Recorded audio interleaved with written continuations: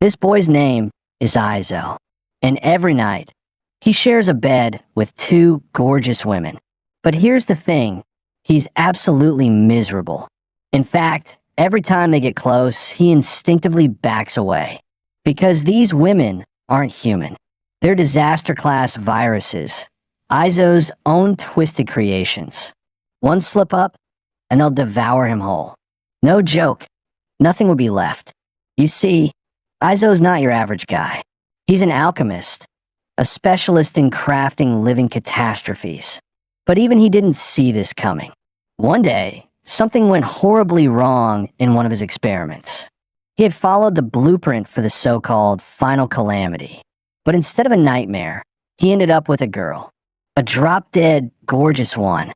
At first, Izo thought she was just a disguise, some kind of fake human shell hiding the real danger.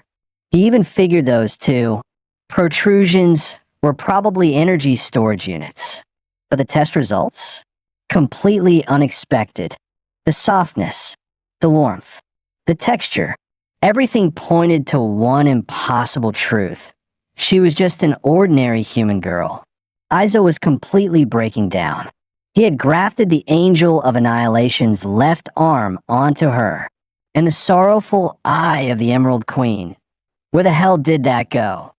And most importantly, the perpetual core? Why wasn't there even the faintest sound of a mechanical heartbeat? That's when his assistant, a giant rat, suddenly screamed, "Watch out!" In the very next moment, the girl lunged and sank her teeth into Izo's carotid artery. The rat looked devastated. "Farewell, my friend. I'll carry on the legacy of House Persiolade." But then Izo's furious voice rang out. "You damn rat. I swear I'll stuff a back's stink bug eggs into your precious cheese vault." The rat snapped. "What? That's messed up. Wait, you're alive." Turns out, the blood from earlier wasn't Izo's at all. He stood up with pride. "I am Izo Persiolade, the greatest alchemical genius of this century. You think I died to one of my own test subjects. Remember? I had you add my liquefied soul extract into the final calamity's incubation tank. She has a natural affinity for my soul. She literally can't hurt me." The rat rubbed his chin. "Liquefied soul extract. That doesn't sound familiar. All I remember is getting drunk that night, and you handing me some bottle to dump into the tank." The rat continued. "It actually smelled kinda nice. So I poured it into my drink instead." Mid-sentence, he suddenly slapped his forehead. "Oh no, we're screwed." Just then, Izo barked a command. "Final calamity. As your creator, I order you, get off of me." But she didn't move.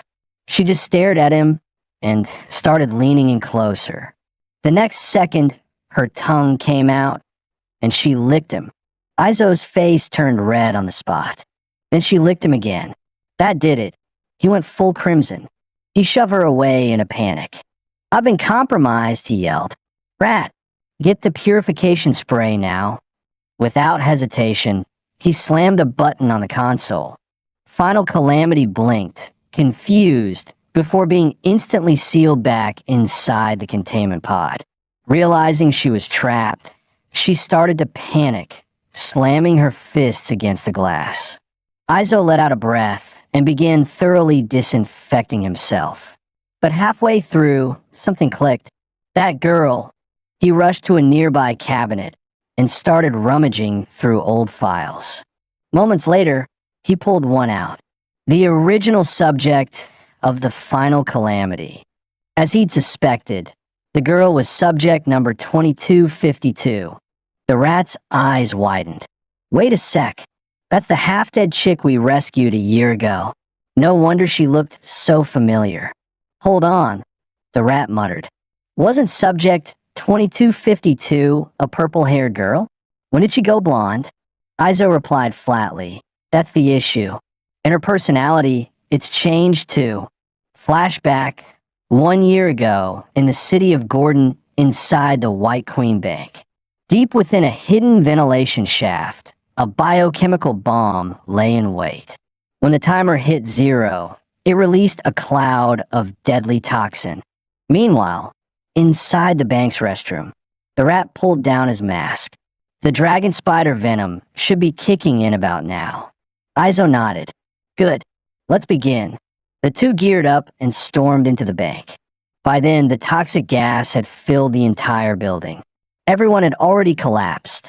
One security guard, still conscious, growled, "Bastards! Who the hell are you? You've got guts hitting the White Queen Bank. Do you even know who owns this?" Izo shot him mid-sentence. "Don't really care." The guard instantly morphed into a blob of slime. Izo glanced at it and smirked. "Honestly, you look way cuter like this." The rat strolled over to a woman and her young son. The mother immediately broke down. "Take whatever you want, please, just don't kill me." The rat smirked. "You said it yourself." Then he snatched the lollipop from the little boy's hand. Strawberry milk flavor. My favorite. The kid burst into tears on the spot.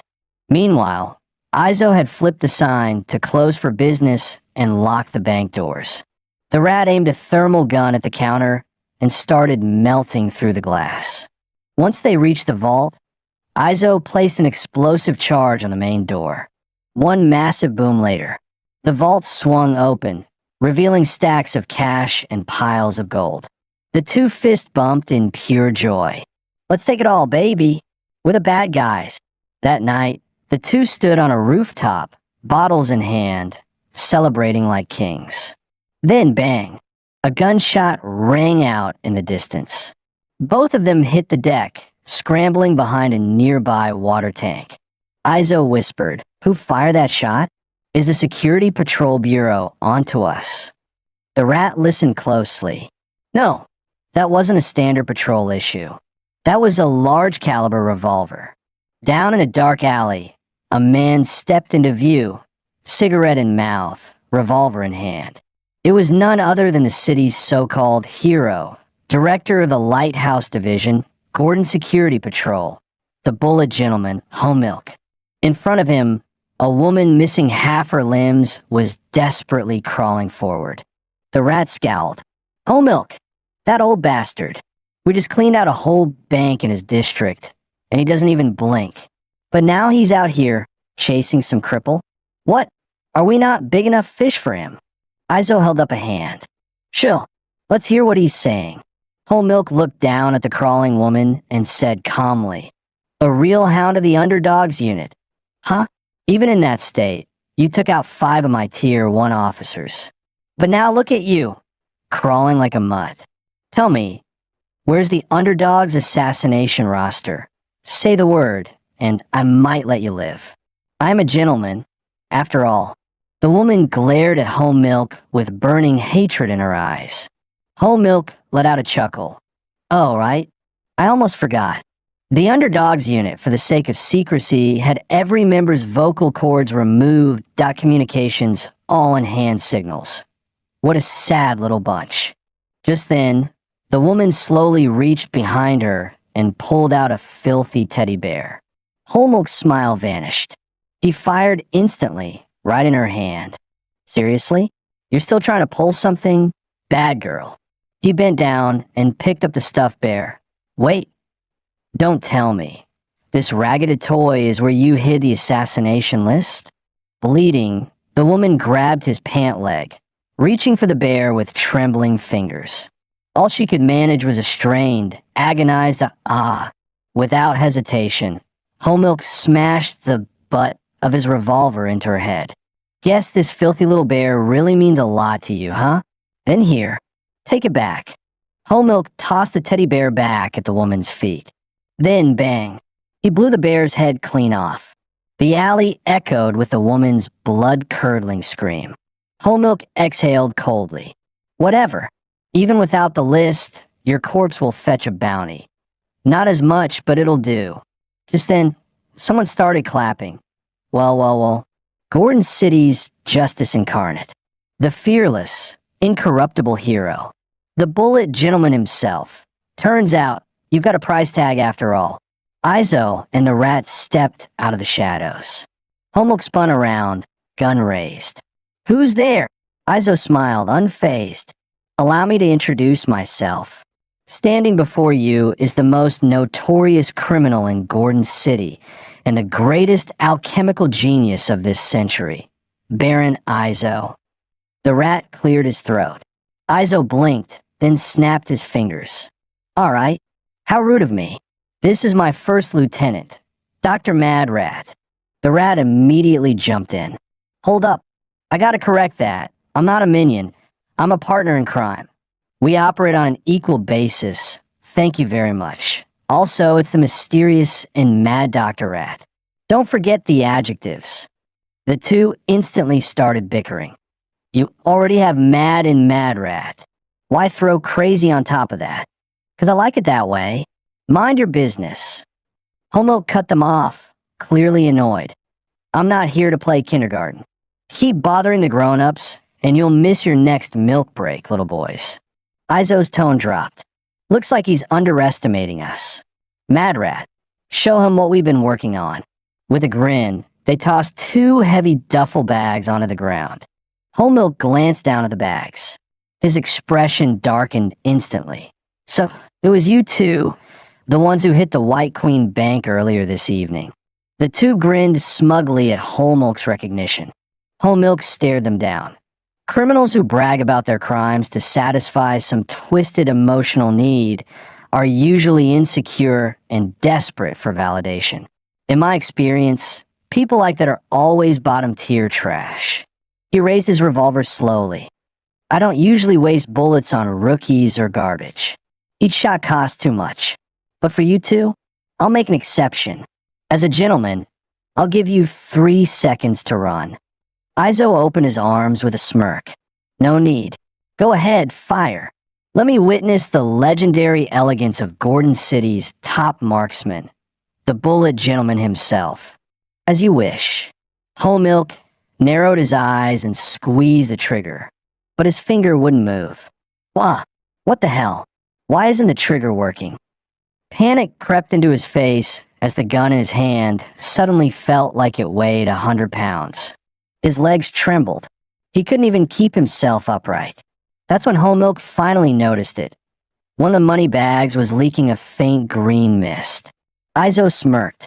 Took you long enough that's neurocellular paralysis gas, codename, the Powerless. Humans exposed to 300 ppm for just 8 seconds begin to lose control of their bodies. You've been breathing it in for over a minute. Whole Milk's face darkened. What's your goal? Are you trying to rescue that woman? Izo scoffed. Please, we're villains. You really think we're the kind of people who save others? Bang! He fired straight at Whole Milk's head. We just can't stand watching so-called heroes like you strut around. Whole Milk instantly turned into a glowing green slime. Terrified, he started oozing away. The rat didn't bother chasing him. T-Sich, silver-ranked city hero? What a joke. He clapped his paws together. All right, clean up the scene. We're heading back to base to party. Izo crouched in front of the injured woman. The rat raised an eyebrow. Yo, what are you doing? Observing, Izo said flatly. Just curious how much longer she can stay alive. He inspected her injuries like a surgeon reading a checklist. Left arm and leg severed. Wounds starting to rot. Bullet through the right palm. Rib cages practically dust. Right eye gouged.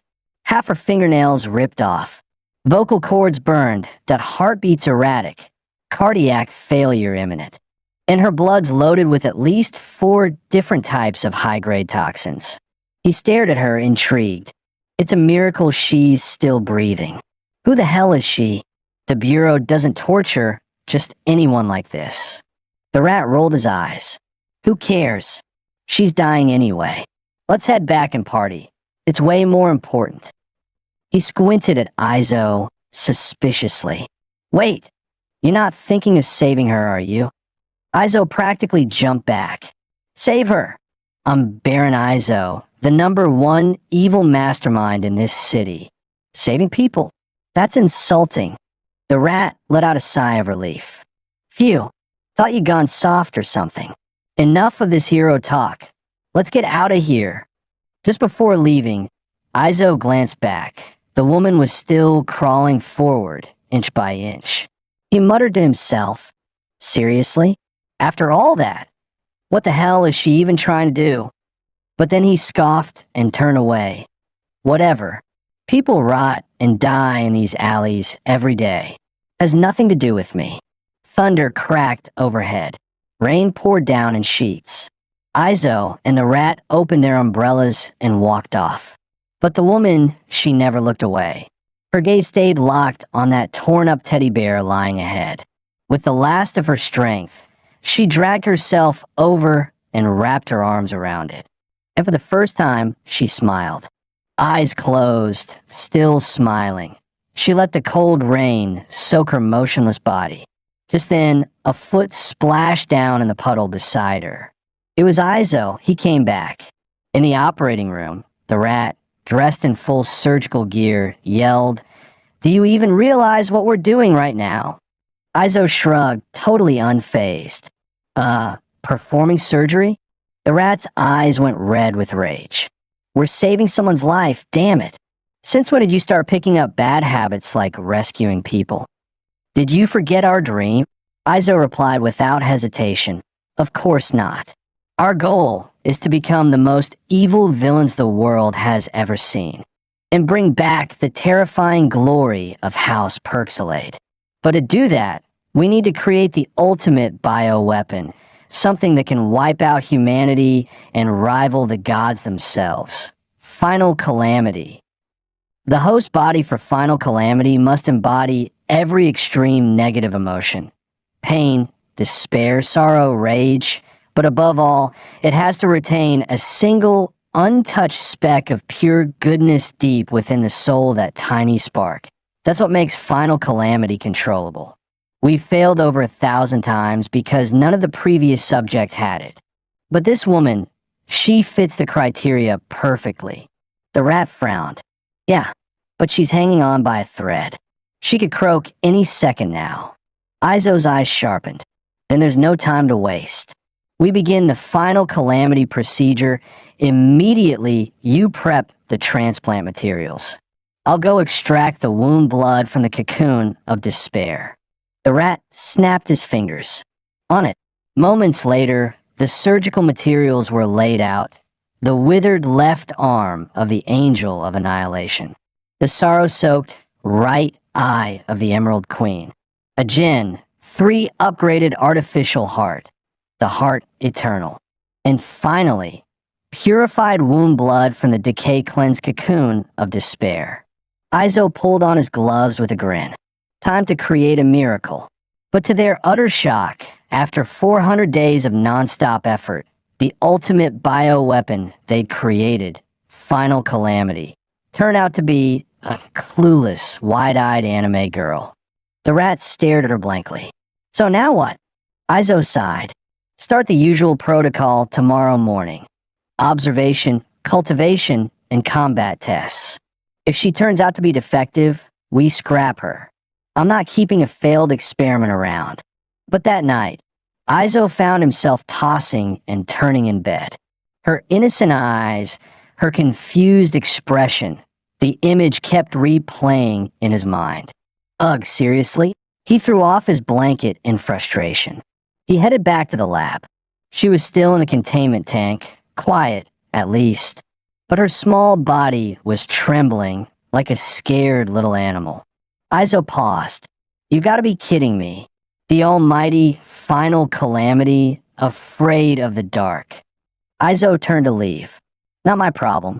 Just another test subject. Probably defective anyway. But he stopped. The image of her licking him, then trembling alone in the tank, it flashed through his mind. He clenched his teeth, fists tightening.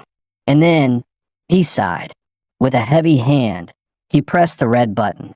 The glass chamber hissed open, releasing a puff of steam. Come on out. Final Calamity, he muttered. I'll take you somewhere you can actually sleep. Moments later, he led the girl down to the 7th floor of Nightmare Nest, the high-risk containment ward. A sealed dragon suddenly roared from its cell. Izio, you bastard. I swear I'll eat you alive when I get out. That was specimen number 008, Dread Rage Dragon. A massive floating eyeball creaked open and growled. I will peer into your soul and cast it into eternal torment. That was specimen number 015, Abyssal Gaze. Izo suddenly added, out of all my high-risk specimens, specimen 008 and 015 are the most cheerful ones. You'll be living right between them. Shouldn't be scared anymore. The girl was placed in a containment pod between two monstrous entities. Her expression turned fearful again the moment the glass closed. But Izo was already waving goodbye. All right then, play nice. I'm off to bed. Back in his room, he finally relaxed. Yeah, that should keep Final Calamity from feeling lonely. Time to get some proper sleep. Meanwhile, inside the containment zone, Dread Rage Dragon growled, Hey, Eyeball, this is the high-risk ward. What gives that little human the right to be caged with beings like us? Abyssal Gaze replied, lazily, Beats me. Wait, I think I heard Izo mutter something about her being the Final Calamity. Dread Rage Dragon burst out laughing. Final Calamity? That tiny ant? Are you kidding me? Abyssal Gaze chuckled too.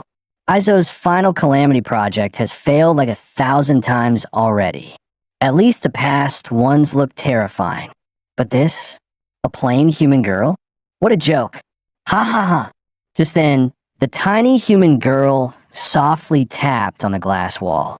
Dread Rage Dragon snorted, Hey, little missy, give it up. That's a high-frequency Bayer crystal barrier, made by that lunatic Izo himself.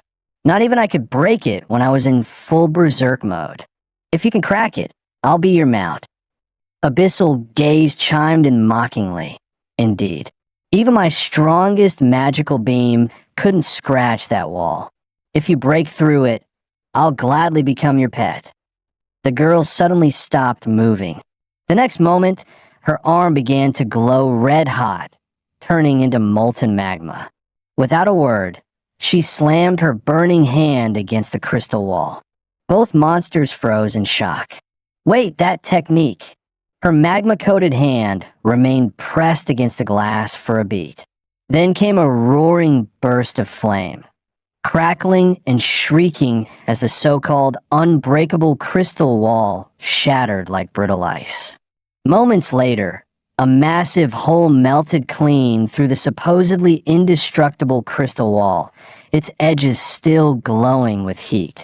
The girl stared at the gap, completely puzzled. She had no idea what had just happened, or why her hand had transformed like that. Meanwhile, Dread Rage Dragon and Abyssal Gaze were utterly dumbfounded.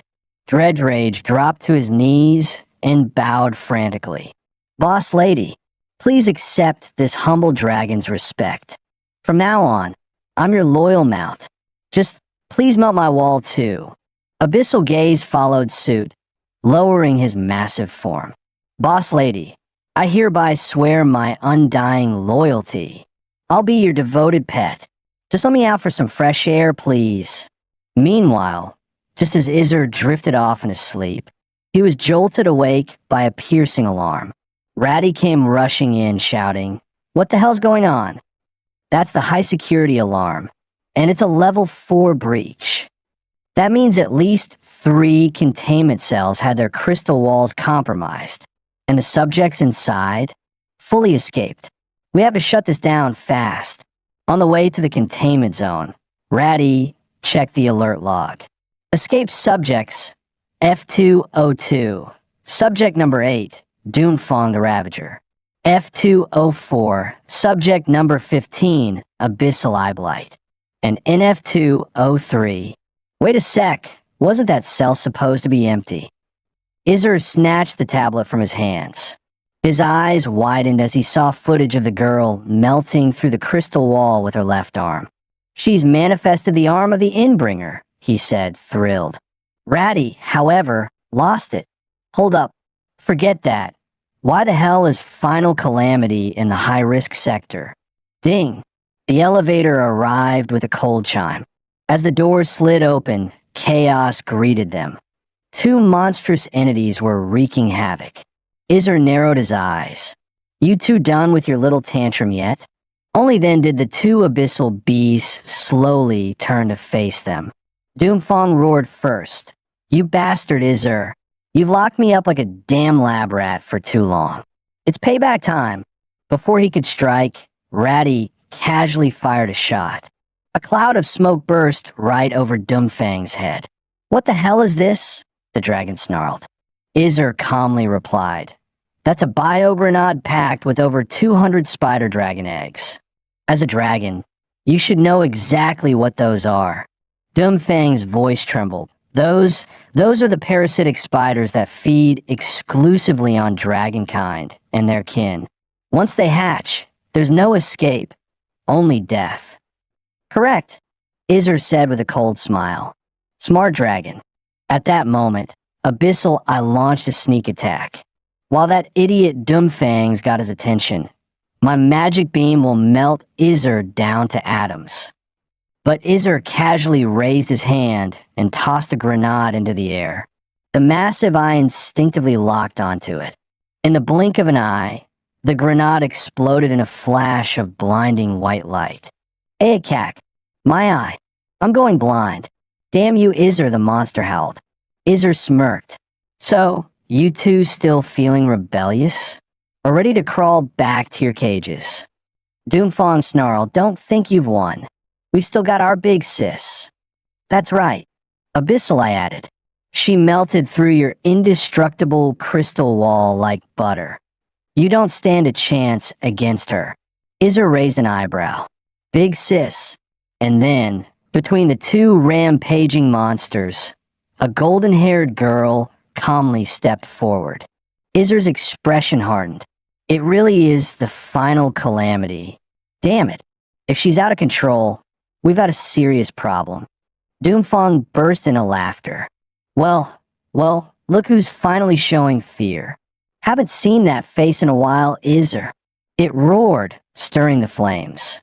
Big sis, this bastard locked us up, ran tests on us like we were rats. It's an unforgivable insult. Please, make him pay for everything. The golden-haired girl slowly approached, step by step, tension thick in the air. Even mad, Rat was panicking now. Wait, you don't have a contingency plan for containing the final calamity? Iser gritted his teeth.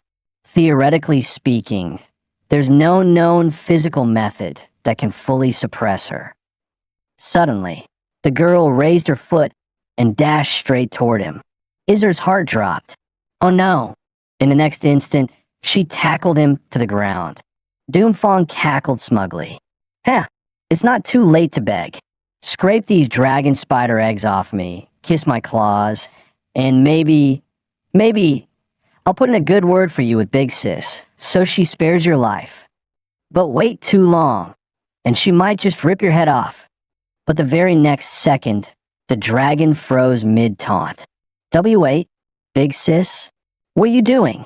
The final calamity was pouncing on Iser again, just like a puppy, gleefully licking his face. Iser groaned, pushing her face away. Final calamity? Seriously? Can you please stop licking me? The blonde girl just blinked, her face blank and clueless. Abba. Iser face-bombed. Okay, I get it. You don't want to sleep here, right? Fine. I'll move you somewhere else. Happy. Instantly, she bounced at him again. He held her back with both hands. Stop licking me. What are you, a dog? Doomfang was full-on panicking now. W, where's the crazy lava move? The one you used to melt the crystal wall. Big sis. Iser narrowed his eyes, glaring at the two beasts. So, you encouraged the final calamity to destroy the containment chamber and interrupted my peaceful sleep. Tell me, how should I thank you two? In the end, Draker the dragon was forced into a bright pink restraint suit. He roared, I'm a proud dragon. If you're gonna punish me, at least do it with some dignity. How am I supposed to show my face in a high-risk containment block now? Meanwhile, Abyssal Eye's chamber was filled to the brim with onions. It screeched my eyes. Get these wretched things away from me. At the same time, the final calamity was being escorted out of the high-risk zone. Iser sighed, rubbing his temples. Now here comes the real problem. She refuses to sleep in Lab Zero and won't stay in the observation ward either. So where the hell is she supposed to sleep tonight? Mad Rat shrugged. Easy. Just let her sleep in your room. Iser exploded. You stupid rat. Are you insane? There's no way I'm letting a test subject share a room with me. Mad Rat shrugged again, unfazed. Well, she only listens to you. If you send her elsewhere and she causes another disaster, that's on you. Keeping her close is the safest bet. Iser smirked confidently. Of course, I added my own soul extract during her cultivation. That naturally creates an affinity between us. But Mad Rat scratched his head awkwardly. Yeah, about that. I never actually put your soul extract into the tank. Iser grabbed him by the collar. What did you just say? Mad Rat frantically explained. It's not my fault. You gave it to me while I was drunk. And you know how liquefied soul extract smells, like a fine vintage. I was wasted. I thought it was a drink. Iser was fuming. Damn it, you idiot. That was our final safeguard. Without the link, if the final calamity goes berserk, we're all dead. Hold up. Look behind you. Mad Rat pointed urgently. They turned to see the final calamity crawling into the giant fish tank. The next moment, she dove headfirst into the water and grabbed a fish barehanded. The 9-headed Hydra hatchlings inside the tank all cowered in fear, hiding behind coral formations. Iser snapped, hey, Little 9 isn't a toy. Get out of that tank right now. But underwater, she couldn't hear a thing. Iser had had enough. He grabbed her leg and yanked hard. The final calamity was forcefully pulled out of the water. But the force dragged Iser down too, sending him crashing to the ground. Then, blackness. She had landed squarely on his face. A moment later, she sat nearby with an innocent look, staring at his red, flattened face. Iser scolded, Final calamity. As your creator, I command you, never, ever go into Little 9's tank again. Right then, she let out a loud sneeze. Soaked from head to toe, she looked utterly pitiful. Iser sighed in defeat. Ugh, filthy mess. Fine, let's at least get you cleaned up first. Soon after, Iser had the bathtub filled with warm water. He grabbed Final Calamity's hand and scanned under her armpit a few times. 3 scans later, it really seemed like she didn't carry any pathogens. Still, he muttered, frowning, just the idea of an experiment bathing in my tub is disgusting. He turned to her and said coldly, All right, once I leave, take a bath on your own. Got it. She stared back at him with her usual blank, clueless eyes. Iser face-bombed with a sigh. Resigned, he added some hand gestures for clarity. After I leave, you take off your clothes. Then get in here and wash up. Understood. This time, she finally gave a slow, obedient nod. But the next second, Final Calamity actually began taking off her shirt. Right in front of him, Iser freaked out. Whoa, I said after I leave, you idiot. Instinctively, he slammed his eyes shut, then paused. Wait a minute, why am I acting shy? I'm a great alchemist. To a true alchemist, test subjects have no gender. I must face her with honor. He snapped his eyes open, only to be met with a flood of blood shooting from his nose. And just like that, he collapsed from blood loss. Moments later, he was back up, nose stuffed with tissues to stop the bleeding. Now, wearing tinted goggles for safety. As he rinsed her hair with the shower head, he sighed in defeat. Damn it. In the end, I still have to wash this troublesome brat myself. He set the shower head down and squeezed out some shampoo, then gently rubbed it onto Final Calamity's head. While scrubbing, he reminded her sternly, no moving, and no opening your eyes. If the shampoo gets in there, I'm not responsible for going blind. All right, tilt your head back. She obediently leaned her head back, letting the warm water rinse through her hair. Iser couldn't help but think, man, gotta admit, her biocarbon shell really is deceivingly soft. A moment later, he turned off the water. Tossed her a towel. I'm not your maid, got it? Dry yourself. I don't care if you're the damn final calamity. I'm not wiping you down. As he turned to leave, his foot hit a stray bar of soap. His body flew back, right into the bathtub with a thud. Holding the back of his head, he groaned, damn it, that hurt like hell. Iser rubbed the back of his head, grumbling, seriously should have just blasted her with a pressure hose in the decking room. But Final Calamity only stared at him with those big, worried eyes. She reached out to help him up. Right then, the door burst open. Hey, I found an anti-explosion collar. If you're still worried about Final Calamity turning on you, then... The rat stopped mid-sentence, frozen by what he saw. After a beat, he slowly grinned and shut the door. Well, guess I misread the vibe. You two carry on. The door clicked shut behind him. Standing in the hallway, the rat looked up at a painting on the wall and smiled. Master, you can rest easy now. The young lord's taste is perfectly normal. In the end, Iser gave in and started drying her hair with a towel. He then opened a drawer, pulled out a hairdryer, and plugged it in. Just as he was about to dry her hair, Final Calamity caught a glimpse of the hairdryer in the mirror. Its shape, too similar to a handgun, instantly triggered something. Memories of the man who once aimed a gun at her came flooding back. Her eyes widened in fear. She began to tremble. Sit still.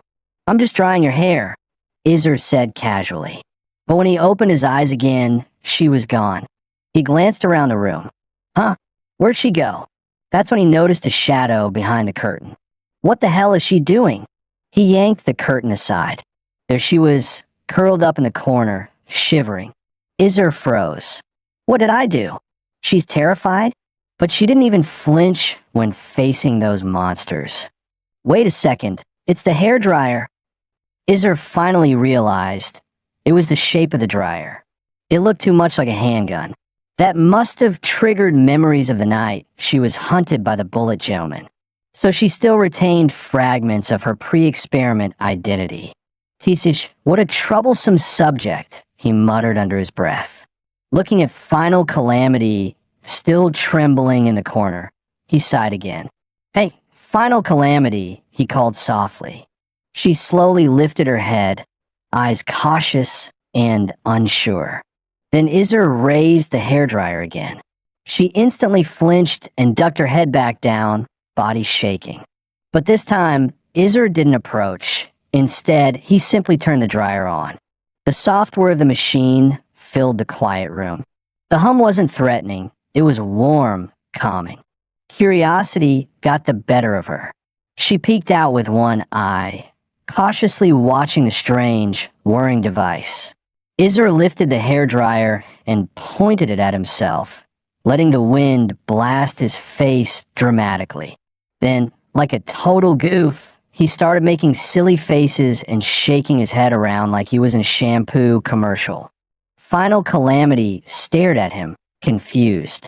But slowly, a smile began to form on her face. And before long, she burst into giggles, pure and genuine. Iser grinned and handed the dryer to her.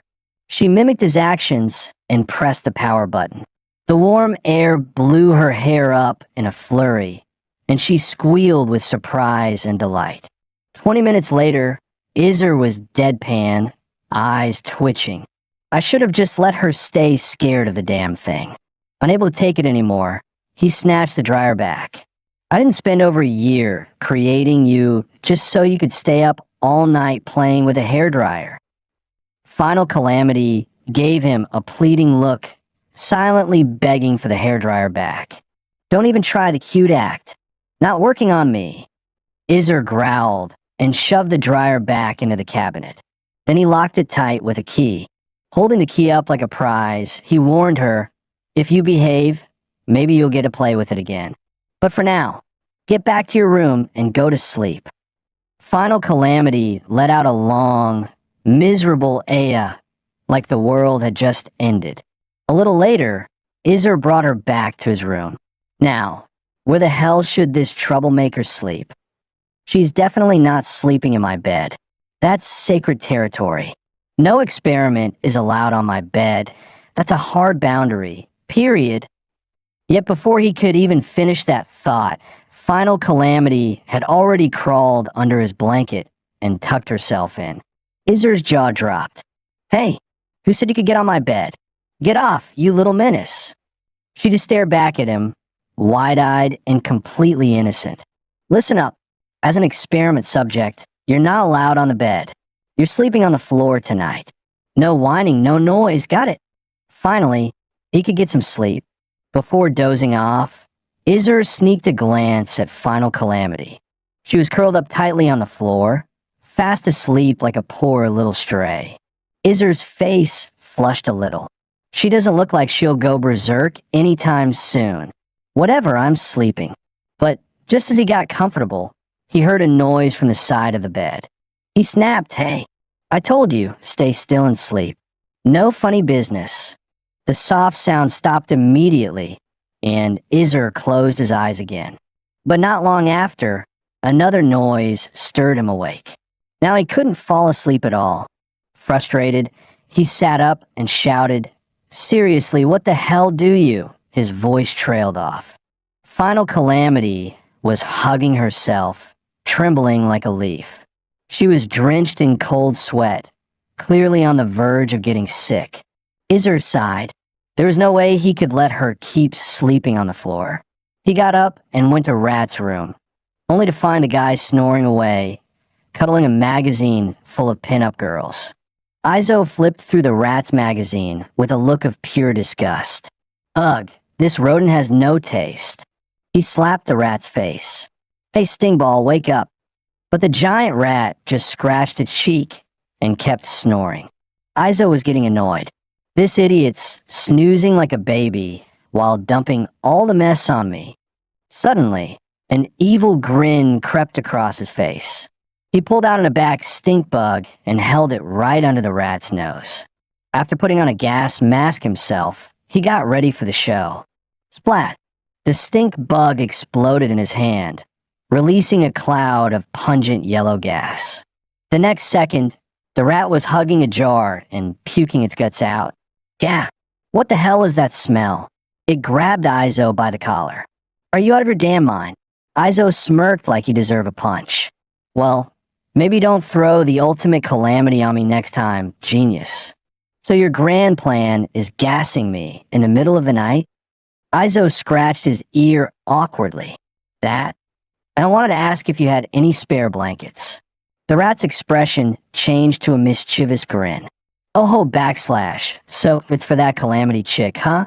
Always talking trash about her. But turns out puberty's hitting you right where it counts.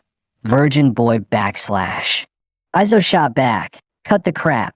Tomorrow's the physical and combat tests. Before we gather her immunity data, I need her in top condition. No infections, no disruptions, got it? The rat rolled its eyes. Then why the hell are you asking me for a blanket? Don't you have, like, 6 sets? Just give her one. Absolutely not. Izo shook his head with conviction. Each one is scheduled with scientific precision. Monday and Sunday represent the cycle of beginning and end. So I use my Ouroboros blanket. It symbolizes infinite loops. Tuesday and Wednesday are reserved for alchemy deep dives. So I sleep with the blanket covered in alchemical sigils. It helps me flow better with the knowledge of the ancients. Thursday is for purifying the elixir of life, the Azoth. The purified Azoth turns purple, so I sleep with the pure violet blanket. Also, it was Mom's favorite color. And Friday? That's sacred. It's when Art of Crime airs, so of course I use the officially licensed Red Jack betting set.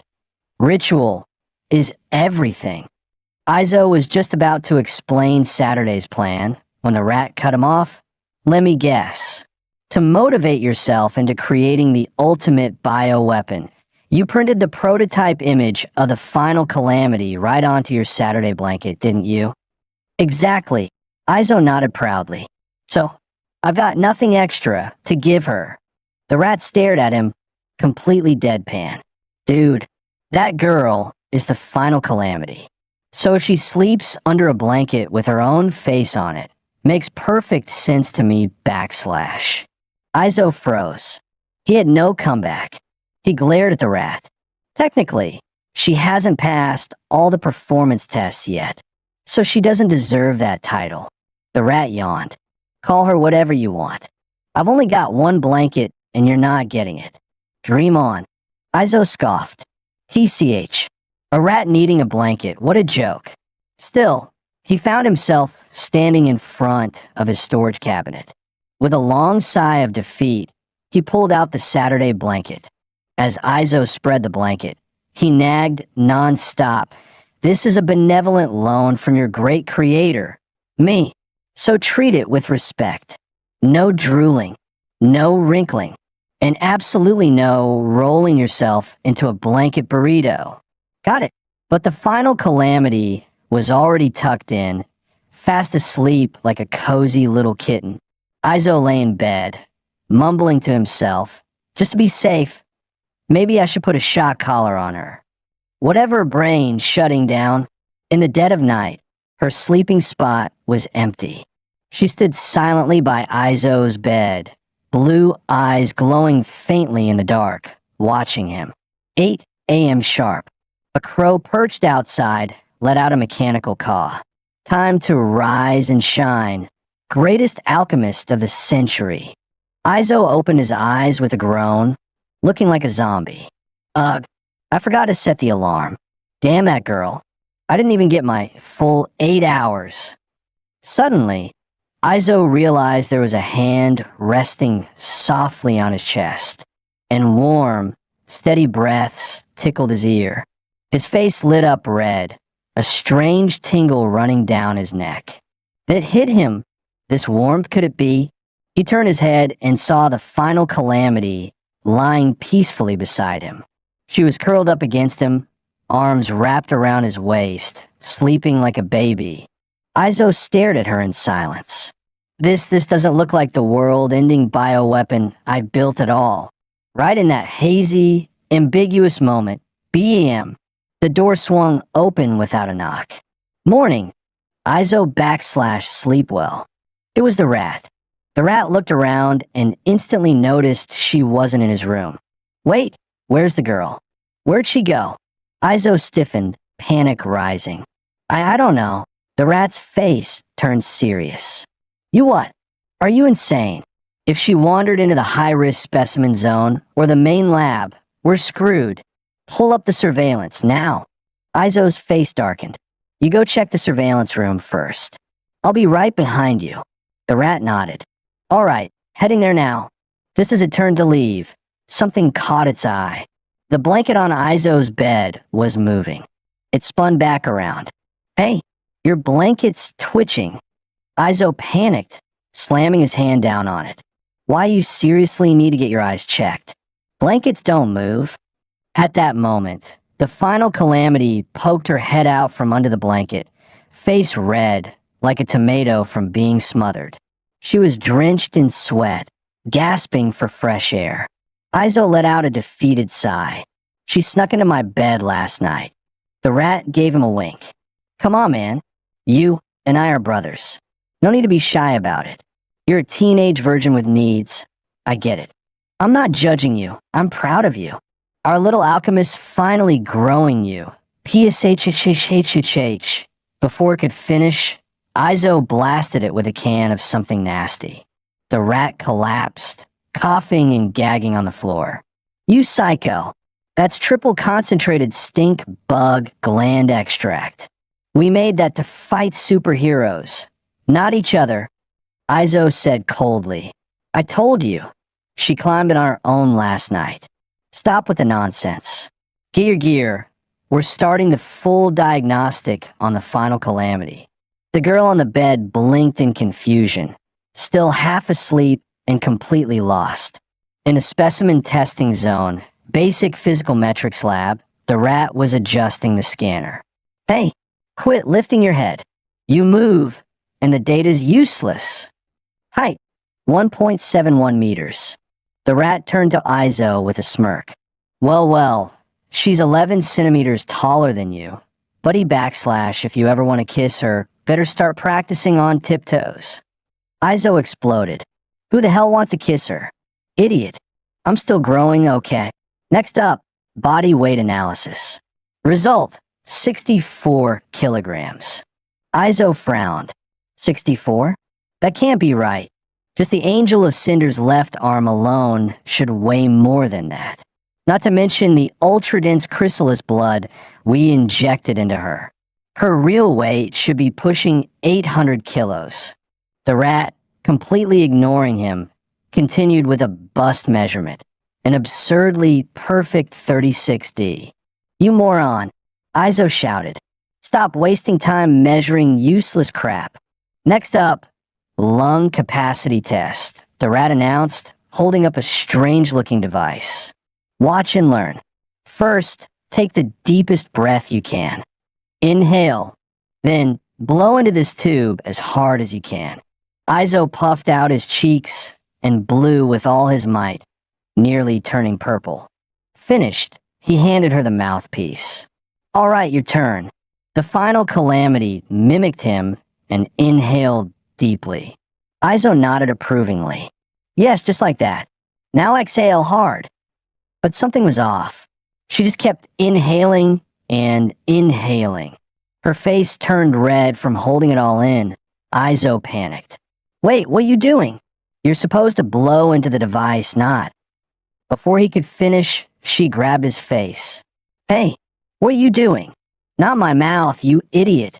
Her flushed face leaned in close. Then, without warning, she kissed him. Izo's knees buckled from the shock, and he toppled over, crashing into the table with a loud thud. Just then, the rat burst in again. No knock, no warning. So, did she finish the lung test yet? Izo, still half smothered, desperately flailed. MMPH, rat. Help me. MMPH. The rat just blinked calmly. Honestly, this was starting to feel normal. The final calamity wiped the drool from her lips with a satisfied grin. Kiss test, complete. But then she turned to the machine, confused. Huh, why isn't it responding? I tried really hard to test it. Meanwhile, Izo was furiously rinsing his mouth out in the sink. The rat burst into uncontrollable laughter. Dude, you just got mouth attacked by your own lab experiment. You might be the first in the entire Persilad bloodline. Bwahaha. So tell me, was her kiss soft and sweet, backslash? Izo snapped. You've been talking way too much lately, you damn rat. Seeing Izo don his gas mask again, the rat raised an eyebrow. Seriously? We ran over a dozen tests. She's completely pathogen-free. You don't need that biohazard cosplay. Enough nonsense. You're handling the rest of the tests. Fine backslash, I'll do it. Jeez, you're really just a clueless little virgin, huh? Sit and reach flexibility test, 8 centimeters, subject rating, D, within average human range. 50-meter sprint, 6.2 seconds. Lower body explosive power rated, D, within average human range. One-handed grip strength, 51 kilograms. Grip rating, D, again, standard human level. Izo stared at the results, frowning. Her stats, they're basically the same as any normal human. The rat scratched its shin. Maybe she's just not in combat mode yet. Besides, these are just basic metrics. What really matters are the attack pattern and strength tests, aggression tendency tests, and full resistance and durability evaluations. While the two of them were brainstorming how to trigger combat mode, the final calamity was curled up in the corner, happily gaming on a handheld console. Izo's expression darkened. Easy. Lock her in a room with the most bloodthirsty specimen we've got. The rats first stood on end. Wait, what? You're talking about using specimen 0 for this? Are you insane? That thing is classified ultra-high risk for a reason. We're supposed to go step by step. Start small, with something harmless, like a level 0 threat, the prairie bunny. Izo raised an eyebrow. If we're talking weakest specimen, isn't that the lab mouse? No sooner had he said it than the mouse was snatched from his hand. The rat clutched the little mouse protectively. You idiot. I told you. No rodent-based testing. Izo smirked. Oh please, it's not the same species. That one's a lab mouse. You're a sewer rat, remember? After the rodent drama passed, Izo picked up a fluffy white rabbit. So you seriously think this harmless puffball can trigger her combat instinct? Just then, the bunny was yanked out of his hands again. The final calamity was now holding it like she was about to take a bite. The rat scoffed. And who just said low-threat creatures wouldn't trigger bloodlust? If she's this bloodthirsty over something that cute. I don't even want to imagine what she'd do in a crowded shopping mall. The carnage. The chaos. I'm getting chills just thinking about it. But in reality, she was just cuddling the bunny, gently rubbing her cheek against its fur. Not even a nibble in sight. Izo's dark fantasies? Completely off base. The rat and Izo looked on in horror as the final calamity snuggled the bunny. Is this our ultimate weapon? Where the hell's the carnage? The menace? The oomph?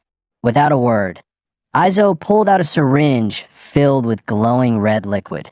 He calmly injected it into the bunny's neck. The rat squinted suspiciously. What the heck did you just put in that rabbit? Izo grinned wickedly. Just a little something I call Berserk Evolution V6. Mutation rate, boosted by 2,900%. Before he even finished the sentence, the rabbit's eyes snapped open, bright red and burning. The final calamity blinked in confusion as her adorable cuddle buddy started twitching violently. Within seconds, the bunny exploded in size, its fur tearing, limbs mutating. It transformed into a monstrous crimson beast. She stared at it, baffled, as the creature loomed over her. Her once adorable rabbit had become a towering rabbit warrior, ripped, massive, and dripping with menace. Izo grinned proudly. If we want to trigger her battle instincts, the opponent needs to be at least this dangerous. Let's give a code name. Ultra Rage Bunny, Mark 1. The hulking rabbit pounded its chest like a gorilla, flexing its absurd muscles. Izo shouted excitedly, "Fight! Fight! Fight!" The rat sighed, watching his partner with pity. This alchemy nerd has zero sense of romance or restraint. Suddenly, the mega bunny launched a brutal punch straight at the final calamity. The ground erupted on impact, a shockwave blasting a crater into the lab floor. Izo and the rat panicked. Wait, did it just kill her? As the dust settled, all they saw was a massive pit. No sign of the girl. The rabbit stared at its own fist, baffled. Did I vaporize her? Then something started moving across its back. Out popped the final calamity, smiling cheerfully like she was playing hide and seek. The giant rabbit shrieked and collapsed flat on its back in fear. She happily clung to the fuzzy beast, nuzzling into its fur like it was the best plushie in the world. Izo dropped to his knees and screamed in despair. The rat covered its face.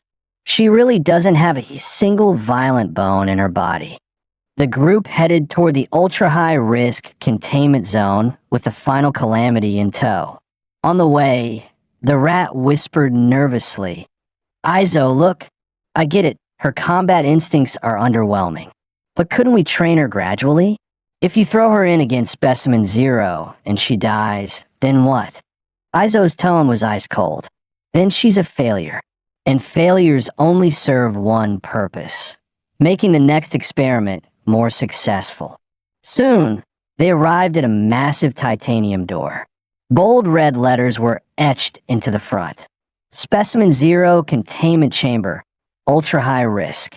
Both Izo and the rat hurried to strap on their gas masks. The rat still looked pale. Seriously, Izo, it's not too late to back out. We've invested every top-tier graft and serum into this girl. If anything goes wrong, we lose everything. And you know Zero's personality. If she attacks, she'll go for the kill. Izo's eyes narrowed. That's exactly what I want. She needs to feel death breathing down her neck. Only then will she evolve into the true final calamity. We've failed too many times, Izo muttered, his voice trembling with rage and exhaustion. I'm done losing. Just then, a small hand gently rested on his head. He froze. The final calamity was standing in front of him. Izo silently pushed her hand away. Test subjects don't get to pity their creator, he said coldly. Moments later, they arrived at a colossal prison cell, the one that held Specimen 0, the plague-born demon, Lucille.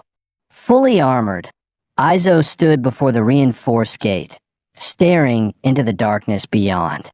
In a low voice, he spoke. I've come to see you. From within the shadows, a girl's voice echoed, gleeful and chilling. Little Master /. It's been 1,322 days. You finally couldn't resist seeing me again, /. 0. I'm here to tell you something. I've already created the final calamity. You're no longer my strongest experiment. Lucille froze, stunned by what she had just heard. Then her eyes flared with rage. No way. No way. I'm your strongest creation. I am Lucille. Seeing she wouldn't accept the truth, Izo calmly said, Rat, bring in the final calamity. But before the rat could react, the final calamity rushed in on her own, clinging to Izo tightly. Lucille snapped. You blonde tramp. Get your filthy hands OFF of him. Startled, the final calamity hid behind Izo, trembling. Izo gently patted her head and looked Lucille dead in the eyes. There, that's her. Final calamity. The ultimate weapon I created. If you want the title of strongest experiment back, then beat her. Prove it to me. Lucille trembled with jealousy, biting her lip so hard it started to bleed. Then she smirked and made her demand. If I win, you stay here with me. All day. Izo didn't even hesitate. Deal. But Lucille wasn't done. I also get to cuddle him in bed tonight, she demanded, only to be flat out rejected by the very flustered virgin alchemist. She licked her lips with a wicked grin. Don't worry, little master. I'm gonna break your shiny new toy piece by piece / you belong to me and no one else. Izo turned away coldly. Then you'd better give it everything you've got.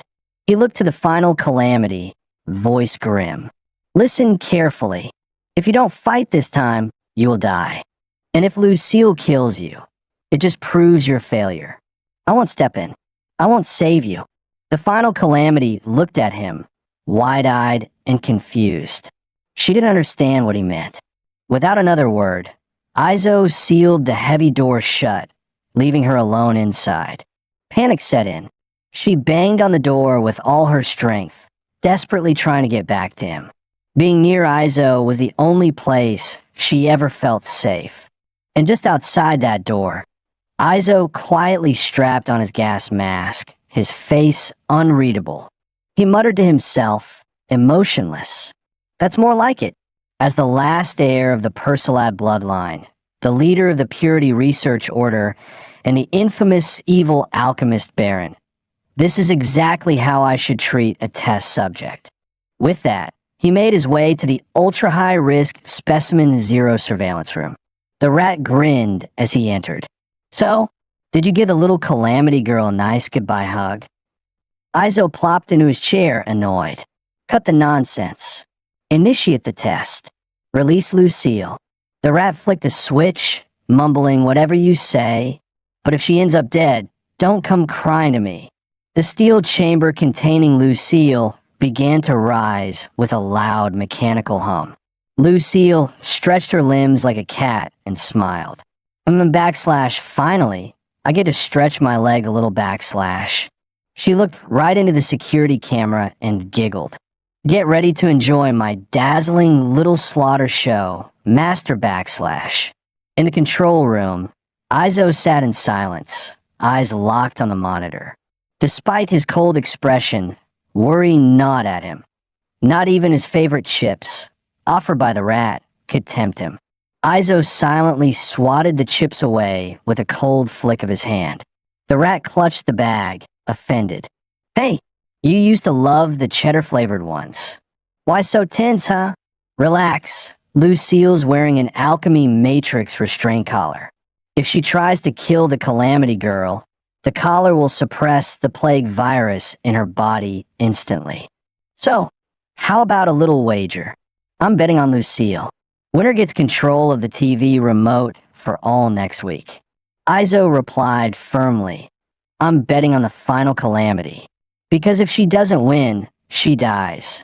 Meanwhile, inside the containment cell, Lucille slowly approached the final Calamity, who was still frantically pounding on the door. She smirked. Don't waste your energy. That door's not opening. Huh? What's her deal? No bloodlust. No killing intent at all. Suddenly, Lucille's aura flared violently. Whatever. Once I take you out, little master will be mine. She launched forward with a vicious grin. You worthless excuse for a final Calamity. Become my nourishment. But before Lucille's punch could land, a small hand reached out and firmly grabbed her wrist. Lucille froze. What? How the hell did she turn and catch me so fast? In the control room, the rat and Izo both gasped. Wait, is this it? Did she sense a lethal threat and finally trigger her combat state? The two high-fived, eyes wide with hope. She's finally awakening. The final Calamity is rising. But instead of an epic battle, the girl just held Lucille's hand and gently tugged her toward the door. She pointed at the massive exit, giving Lucille a pleading look, as if asking her to open it. The rat stared at the monitor, completely dumbfounded. Wait, no way. Did she grab Lucille's hand just to ask her to open the door? Izo looked like he got hit by a truck. No, she can't actually be that stupid, right?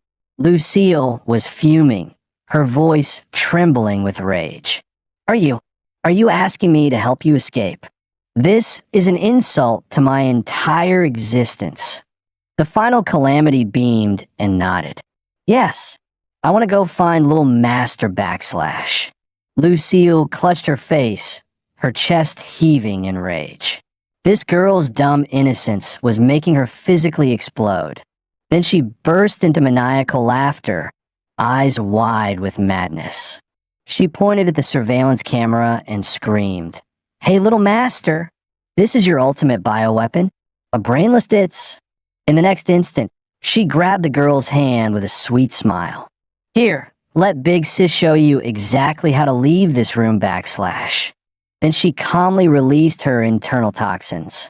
Step 1. Let my plague virus melt you down into a nice little pile of brittle bones. Step 2. Straight into the non-recyclable waste bin backslash. Instantly, the final Calamity's body was flooded with venom, black and violet tendrils racing across her skin. Lucille smirked, oozing arrogance.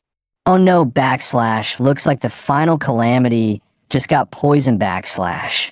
She leaned in, eyes cold. Listen up, sweetheart.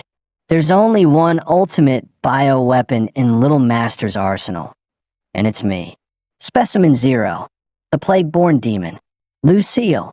Back in the control room, warning alarms suddenly began to beep from the monitoring console. The rat's eyes widened. Oh crap. The plague virus is breaching through her epithelial cells. It's infecting her flesh, organs, everything. Izo stared at the screen, stunned. That's impossible.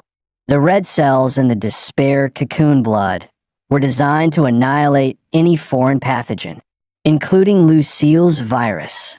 Meanwhile, the final calamity lay twitching on the floor, barely clinging to life. TCH, TCH, TCH backslash, already dying? That's so boring. Lucille muttered with a twisted grin. The rat slammed the table. End the test. Izo, she's not gonna make it. But Izo remained calm. Relax. Look at the data. The virus has only infected 30% of her red blood cells, 42% of her organ tissue, and 38% of her nervous system. She's nowhere near fatal threshold. Only death can ignite the cocoon blood of despair inside her. That's the catalyst. The only way she'll evolve into the true final calamity. Izo's eyes gleamed. As my one and only assistant, hold your damn nerve. Meanwhile, Lucille slammed her foot down onto the final calamity's head with a triumphant smirk. Little master backslash, this pathetic thing is your so-called ultimate bioweapon? So weak. I haven't even had my fun yet backslash. The final calamity let out a low, pained groan, her body twitching under the weight of the poison. Lucille, now cloaked in a cloud of viral toxins, mocked her. What's wrong, princess? Didn't you have plenty to say earlier? Begging me to open the door for you. Where's that attitude now? The rat screamed, panicked. Hey, the virus has overtaken over 70% of her body cells. You still won't shut this down. Izo remained composed. Stay calm. The heart eternal is a synthetic core. It's immune to the virus. And look, the plague hasn't touched her neural system yet. So little master doesn't actually care about you after all backslash, Lucille chuckled darkly. Guess I'm misunderstood. Oh well, time for a proper pre-meal ceremony. She lifted the weakened final calamity into her arms, pumping her body full of even more concentrated toxins. Lucille licked the girl's cheeks slowly, eyes half-lidded with pleasure. Trashed here, bioweapon. But surprisingly tasty backslash, I think I'll start feasting now, backslash. In the blink of an eye, Lucille transformed into a monstrous scorpion, her venomous fangs plunging straight into the girl's shoulder. The rat completely lost it. The virus has infected 90% of her cells. We can't wait any longer. I'm activating the alchemy matrix collar now.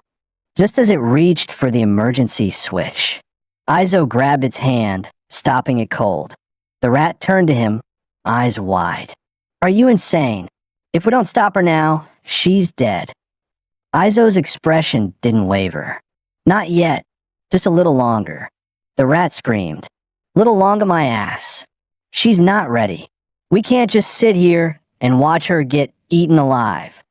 Izo still refused to let go. Even his anxiety tore at him from the inside. Don't give me that, you filthy rat. You just like her because she's cute. You didn't hesitate for any of the previous test subjects. Remember why we're doing this. To make the world kneel before House Persilat. The final calamity. Lucille, they're just tools to get us there. The monitoring board lit up in crimson. Every warning light flashing red. All vitals nearing critical failure. Then, amid the chaos, a voice rang out. Soft, faint, but undeniable. Mas, dear. The rat nearly fell out of his chair. Holy crap, she spoke. When the hell did the calamity girl learn to talk? Even Izo froze.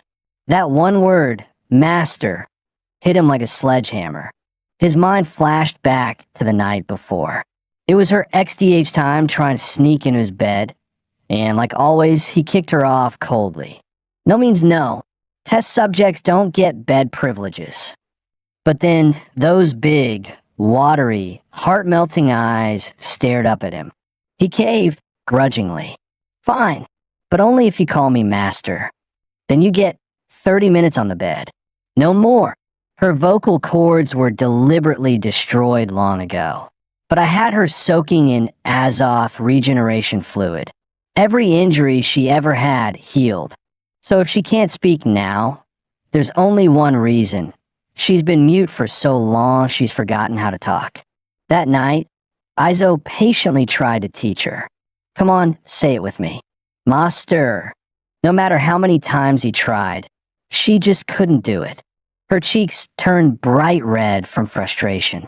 Mouth wide open, heart desperate, but still the word wouldn't come out. Izo let out a sigh and shook his head. You really are hopelessly dumb.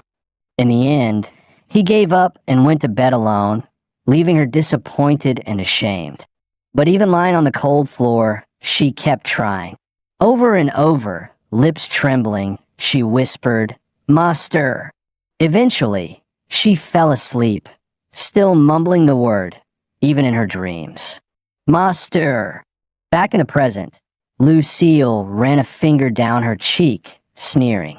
So you can talk. How adorable. But guess what? Even if you scream master, little Izo doesn't need trash like you. Just as Lucille was about to deliver the killing blow, her collar lit up in crimson, locking her body in place with a sudden jolt. She collapsed to her knees, limbs trembling and unresponsive. Clutching at her neck, she hissed in pain. T-Sich, heat surge alchemical matrix activated. She screamed toward the camera, rage blazing. Izo, why would you do this to me?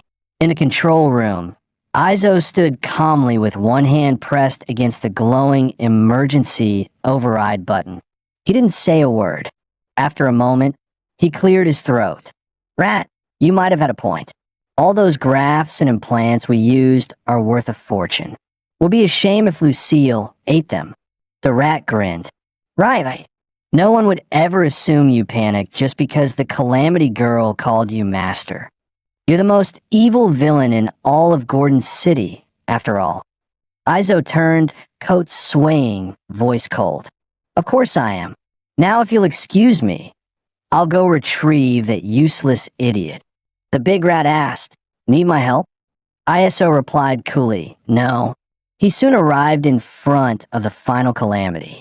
She trembled violently, her voice barely a whisper. Master, you came to save me? Iso's face remained cold. Don't call me that. You don't deserve it. Without another word, he gently picked her up, but she was still shaking, clinging to the word. Master! He cut her off, irritated. Shut up. You're going straight back to confinement. Then muttered under his breath. Seriously though, why is she so damn heavy? Meanwhile, Lucille was seething with rage. Why? You never stopped a single test you arranged for me. Even when I almost killed a rare specimen. You didn't blink. So why are you backing out now, just for her? Lucille snarled. In every way, combat power, body, even how much she loves little Iso, she's nothing compared to me. Iso replied calmly, You're overthinking it. I stopped the test because she has several crucial implanted organs. If you devour her, the final Calamity project becomes unrecoverable. Hearing that, Lucille's heartbroken face instantly twisted into something sinister. Oh, well, if that's the reason, then never mind. Still, making me waste time on a combat test, just because you can't let go of that little Calamity girl, pathetic. Suddenly, her body temperature spiked, surging past the containment safety threshold. Meanwhile, the big rat heard the alarm blare and shouted, ISO, get out of containment room 0 now. ISO frowned. Why are you yelling like that? Trying to blow out my eardrums. The rat was in full panic. No, seriously. Lucille's alchemical failsafe collar is malfunctioning. Her temperature is skyrocketing. ISO turned around sharply, only to find Lucille had somehow crept up right behind him without a sound. She smiled triumphantly. The failsafe collar isn't broken. Little ISO, as the greatest alchemist alive, you should know, Viruses evolve with their environment. During those 1,000+ days in this containment room, I deliberately kept triggering the collar's cryoalchemical matrix. And last week, the last of my frost-intolerant Darkwing cells finally died off. I've completed my evolution. I'm now fully immune to extreme cold. ISO fell silent for a few seconds, then slowly spoke. Lucille, you win. I'll uphold my promise. He forced himself to remain calm, but inside his thoughts raced. The only suppression method is gone. I can't afford to provoke her now. But Lucille slowly shook her head. Spending just one day with me? That's not nearly enough. She stepped closer to ISO. Then, with a casual motion, she removed his protective mask. A smug smile spread across her face, as if she were admiring a lamb ready for slaughter. The moment her fingers touched him unprotected, the Darkwing virus surged into ISO's cells in full force. His strength drained almost instantly, leaving him barely able to stand. Lucille whispered with delight, "Little Isekai, I've finally entered your body. I can feel every single one of your cells pulsing inside me." Back at the monitoring station, the big rat's eyes widened in horror. "ISO, the virus, it's already inside you." Lucille turned to the camera and smiled sweetly. "Relax, little rat. Every strain I injected is dormant and completely under my control. I'd never hurt my dear Ice, never." Suddenly, Lucille's expression shifted. She sniffed the air sharply. "Wait a second. Is that Final Calamity's salivary amylase?" Her Dark Plague virus had picked up residual traces of Final Calamity's saliva deep inside ISO's body. Lucille's fury erupted. Why the hell are there traces of that worthless brat's saliva on ISO's lip cells? "You filthy wretch. Did you kiss my little ISO?" Watching from the control room, the big rat could only sigh in despair. As a Dark Plague hybrid, Lucille was a viral organism in humanoid form, with the terrifying ability to identify biosignatures at the cellular level. This was the worst-case scenario that we're screwed, totally screwed. Consumed by rage, Lucille snapped. She unleashed the Dark Plague virus throughout Final Calamity's body, infecting every single cell with corrosive force. "You little whore. Unforgivable. I'll make you suffer in ways death could never offer." The virus overwhelmed her quickly. Final Calamity's body twisted in agony as unimaginable pain racked her system. ISO watched helplessly, his heart torn in two. Yet in that moment, he could do nothing. As a full viral assimilate, Lucille was immune to all organic and inorganic compounds. Even dragon spider venom and the corrosive acids from the slime makers couldn't touch her. And now, she had overcome her final weakness, the extreme cold from the alchemical failsafe collar. The only remaining solution, the void matter capable of annihilating all life, was still in early testing.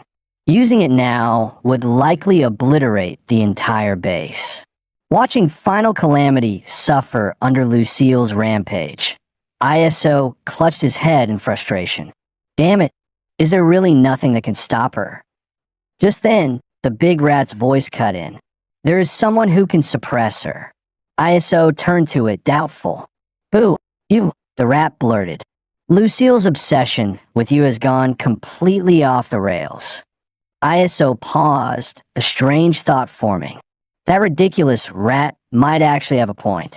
Meanwhile, Lucille had successfully infected 99% of Final Calamity's body, but then she noticed something strange. Her virus couldn't touch the girl's cardiac and neural cells. Still, she merely sneered. Doesn't matter.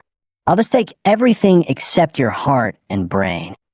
Just as Lucille basked in her triumph, ISO suddenly shouted, Lucille, that's enough.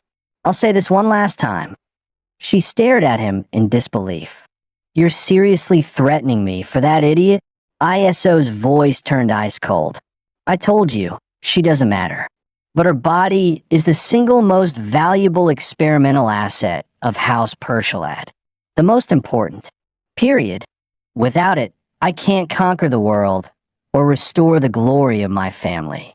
And if I can't do that, then what's the point of living? The big rat watched with fascination, muttering to itself, huh, not bad. ISO's acting skills have really leveled up. To everyone's surprise, Lucille hesitated, then relented. Fine, I get it. ISO blinked, both shocked and suspicious. Wait, she gave in that easily? A subtle smirk tugged at the corner of his lips. Looks like I found a new way to control her, as humiliating as it is.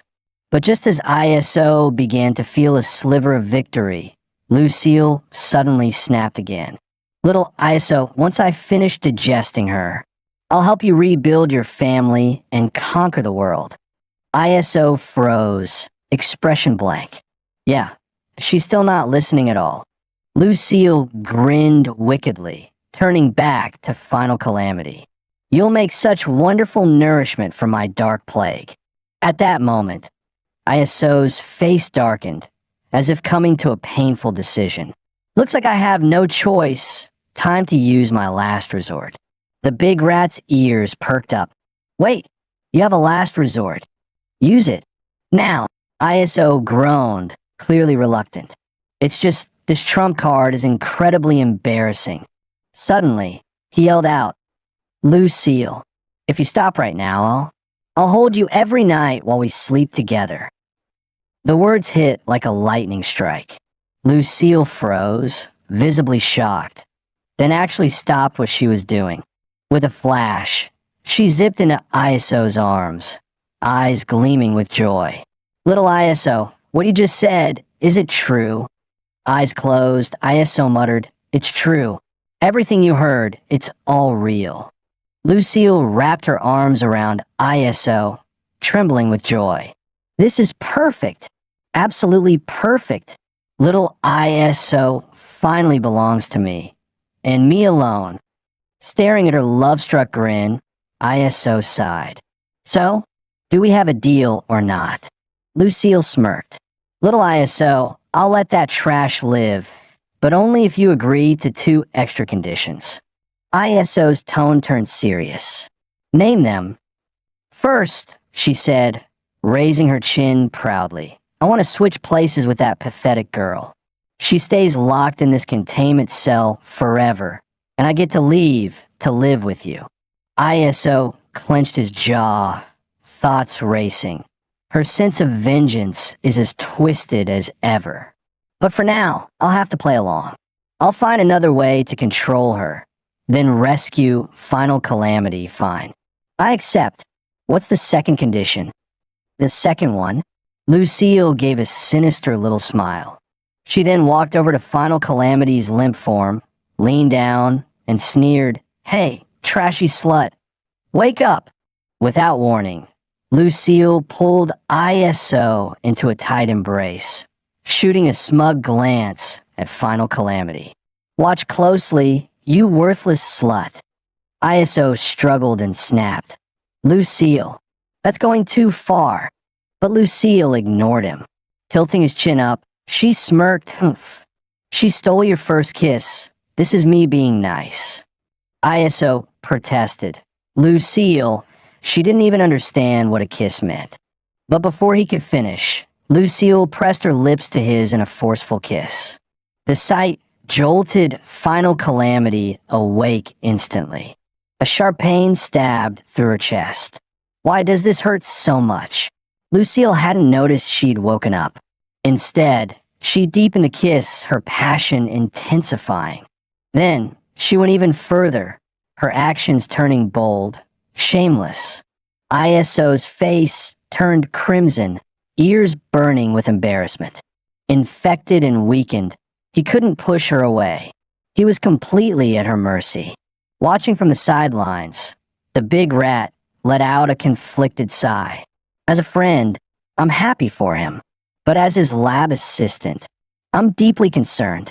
So, should I be celebrating or grieving right now?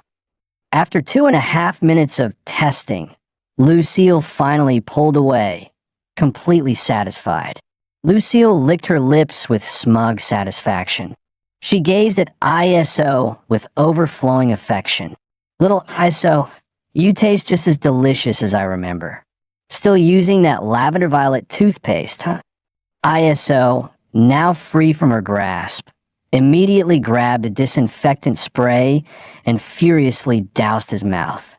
But Lucille giggled, "Oh, sweetie, that won't help. My cells have already taken root in your body, permanently." Final Calamity, watching him suffer in silence, clenched her fists. Her mechanical heart began to pound violently. She didn't understand why, only that her chest ached terribly. It hurts. Why does it hurt so much? At that moment, something stirred within her. Her immune system began targeting the dark plague virus.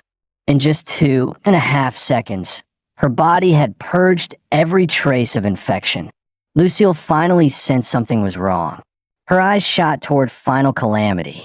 The girl stood tall, completely healed, wreathed in flames erupting from her body. Lucille's expression twisted in disbelief. No way. Before she could say more, Final Calamity's hand clamped around her throat. With cold, unflinching strength, she lifted Lucille off the ground, completely overpowering her. Final Calamity's left arm suddenly morphed, glowing with a fierce violet-red hue, covered in searing arcane runes. The big rat and ISO both gasped in shock. That's the left arm of the Emberfall Angel. Final Calamity looked down at Lucille with icy disdain. "I hate you." With a deafening boom, flames exploded across Lucille's body, engulfing her in an inferno. Smash cut to the filming lot of White Queen Studios. A movie shoot was underway for their latest project, Feather Hunt Chronicles. After a flawless stunt sequence, the director shouted, "Cut! Perfect!" The White Queen, ranked number 2 among the city's heroes, was not only the lead actress, but also the CEO of White Queen Entertainment. During a break, her assistant rushed over with urgent news. Their corporate bank had just been hit. Her eyes widened. "What did you just say? Is that true?" The assistant nodded. "Absolutely. 2 culprits, a human and a rodent-type demi-human. It was a 2-person job. They planted a timed gas device in the bank's ventilation system," the assistant explained. "Knocked everyone out before the heist even began. This here is the actual device." The White Queen took the strange contraption and examined it silently. When her eyes landed on a specific symbol, her expression froze. "It's him," the assistant continued. Also, during the chase, the Lighthouse District's Patrol Bureau Chief, known as Bullet Gentleman Hormerk, was struck by some unknown bioweapon. He turned into a disgusting slime creature. The entire district's in chaos now. They're begging the central office for help. The White Queen's gaze turned icy. "Tell those useless patrol idiots. This isn't their case anymore." "Right. Well, the Lighthouse District is under your hero jurisdiction." She rose to her feet, tone sharp as steel. "This has nothing to do with jurisdiction. Those 2 criminals might hold the key to a question I've been chasing for years. Mobilize everyone in the company. Spare no resources, track them down. Put the production on hold. I have more urgent matters to attend to. And during the pause, make sure the entire crew still gets paid in full." The scene shifted back to when the original body of Final Calamity was just a little girl. Who said you could mop the floor and play with toys? A woman snatched the toy from her hands and slammed it onto the floor, always clinging to that filthy trinket that dead wench gave you. Disgusting. "And Jimon, I'm sorry. Please don't step on it, no please." But the woman didn't care. She slapped the girl hard across the face. Her father rushed over, lifting her up. Jimon, it was just a bit of spilled water. You didn't have to hit her like that. Oh, now you're playing the doting father. Jimon sneered. Don't forget, Meyer. It was me who dragged you out of that starving back alley troupe and turned you into the kingdom's top playwright. Faced with her aggression, Meyer lowered his head and fell silent. Suddenly, a stranger appeared behind Jimon. This the house that volunteered a child soldier. Jimon smirked. That's right. Talking about this little brat right here. Meyer stepped forward. Jimon, who is this man? Why did he barge into our home without even knocking? The man scoffed. Knock? Huh. There's no door in this kingdom the hounds of the underrealm need permission to enter. Not even the king's bedchamber. Meyer's face went pale. You're with the underrealm hounds? He turned to Jimon, eyes wide. What the hell are you doing? Jimon replied with a chilling grin. Why? I'm giving that little mutt born from a whore the future she deserves. Jimon sneered. I heard the underrealm hounds only recruit children, so I kindly asked Daddy Dearest to send in a request to their commander. The man crouched down, staring at the little girl. This one, yep, that's her. Don't be fooled by her size. She's got strength, and she's tough. I starved her for 3 days once. She was still talking. Sounds like hound material to me. The man's gaze sharpened. Fierce eyes. I like it. We'll take her. Papa. No, I don't want to go. Please. Wah. At that moment, Final Calamity jolted awake in bed, gasping for breath. It had all been a memory, a buried fragment from her original self's childhood, surfacing in a dream. At her bedside sat a small, worn teddy bear, her most treasured companion. Meanwhile, back in the lab, ISO and the big rat were busy with diagnostics. The rat glanced over and asked, Hey ISO, you just came from the bedroom. Has that little Calamity girl woken up yet? She's been out cold for 3 days since she blasted Lucille with that Emberfall angel left hand. Not long after, ISO noticed Final Calamity was awake, quietly sitting on the couch. She stared at him with a blank, adorable expression, her head tilted slightly as ISO circled around her, deep in thought. After exactly 2.5 minutes of pacing, ISO suddenly snapped his fingers and shouted, I've got it. Big rat. The big rat flinched. Dude, keep it down. I'm watching the post-match interview for Miss Golden City. ISO ignored him and turned to Final Calamity, eyes gleaming. Your experiment code name is still Final Calamity, but your personal designation will be Core. He then turned dramatically to the big rat. Hey, aren't you even a little curious why I picked the name Core?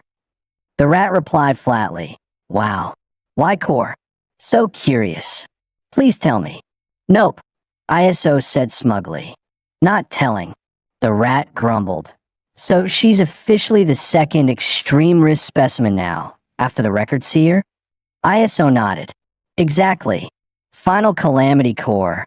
Extreme risk specimen number 1. She's got a major upside, calm temperament. But her downside's just as clear. Her power's unstable, and she completely lacks offensive instinct. We'll need to run a full diagnostic and figure out what triggered her use of the Emberfall Angel's left hand. ISO continued his analysis. The first time she used the Emberfall Angel's left hand ability was inside the high-risk containment observation zone. I reviewed the surveillance footage from that night.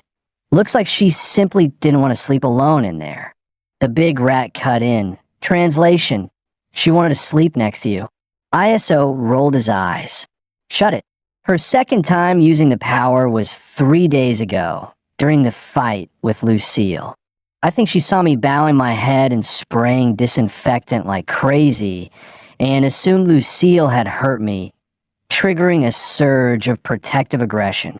That moment, her boiling cocoon of despair, fetal blood completely purged the dark plague virus. Then she launched her finishing move, the superheated pressure death cannon. The big rat blinked. Wait, superheated pressure death cannon? What kind of absurd anime move is that? ISO grinned proudly. It's the name I gave to her Emberfall left arm finisher. Sounds cool, right? The rat scoffed. Sounds ridiculous. But the temperature difference between the two uses is huge. The second time, the release hit near solar flare level heat. Even the heat-resistant Dark Plague virus got completely vaporized in an instant. The big rat rubbed his chin thoughtfully. You know, if Lucille's fail-safe collar hadn't activated its cryoalchemical matrix right then, absorbing some of that heat, she'd be toast. Literally. Poor Lucille. Got knocked into a coma by the little calamity girl. While ISO and the rat continued their discussion, a sudden gurgle echoed through the room. ISO blinked and turned around. Final Calamity sat there, eyes wide and innocent. Master, I'm hungry. The big rat raised an eyebrow. Wait, don't tell me you've never fed her since you created her. ISO scratched his head. I never thought something like Final Calamity would need to replenish energy through something as primitive as eating. No matter. I'll get her the most nutrient-packed, energy-dense food possible. A few minutes later, the big rat stared at the plate and scoffed. This is what you're giving her. ISO, full of pride, beamed. That's right. Absolute peak performance cuisine. ISO brought Final Calamity to the containment chamber of the infamous high-risk specimen number 8, Zevadrake the Wrath Scale. The big rat immediately lost it. Are you insane? ISO snapped back. No, you're insane. Your whole rat family's insane. Their yelling echoed through the chamber, waking up the sleeping dragon. Damn you, ISO, and that loudmouth big sis rat. Zevadrake suddenly paused mid-sentence and corrected himself. Ahem. I mean, my most noble creator, the esteemed alchemist, Baron ISO. Have you come to release me from my repentance suit? ISO nodded. Indeed. And more than that, you're about to earn a golden opportunity to redeem yourself. Zevadrake's eyes lit up. Really? What kind of opportunity? ISO's voice turned cold. You get to be Final Calamity's lunch. Zevadrake froze. Literally. Statuesque panic. The big rat panicked. Whoa, whoa, whoa. He's our only true dragon specimen. Feeding him to Calamity feels like a massive waste. ISO replied matter-of-factly, which is exactly why it's optimal. Devouring a true dragon is the most efficient energy source she can absorb, and it might even trigger her second stage evolution into a final form. He pointed forward dramatically. Go, Final Calamity Core, consume high-risk specimen number 8, Zevadrake the Wrath Scale. Final Calamity climbed atop Zevadrake's head with innocent determination. The dragon wailed in terror, tears streaming. I swear I'll behave from now on. Please, Baron ISO, don't let the scary girl eat me. ISO scoffed. Too late for that. Core opened her mouth wide. A loud crunch echoed through the chamber as she bit down. But after 2.5 minutes of fierce gnawing, she suddenly burst into tears. ISO facepalmed. Ugh, useless. With no other choice, he boiled some water and made instant noodles. Carrying the cup over, he presented it to Core. This is called ramen. 3 minutes later, he peeled off the lid. A wave of fragrant steam rolled out, the sight and smell instantly mesmerizing Core. ISO handed her the chopsticks, like presenting a sacred artifact. To ISO's surprise, Core simply grabbed the ramen with her hands and started eating. He panicked. Hey, dumb girl, don't use your hands. It's hot. Use the chopsticks. The big rat blinked.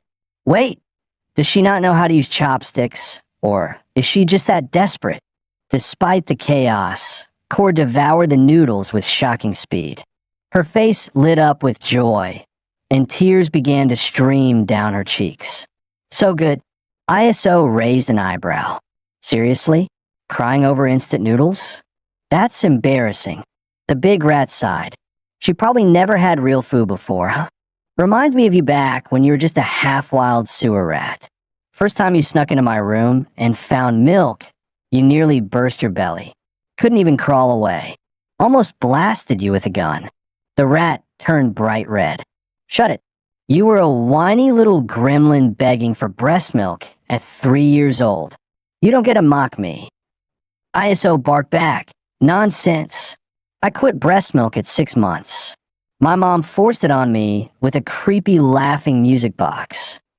How dare you slander the great Baron ISO? The rat fired back. Slander? You're the one dragging up old dirt.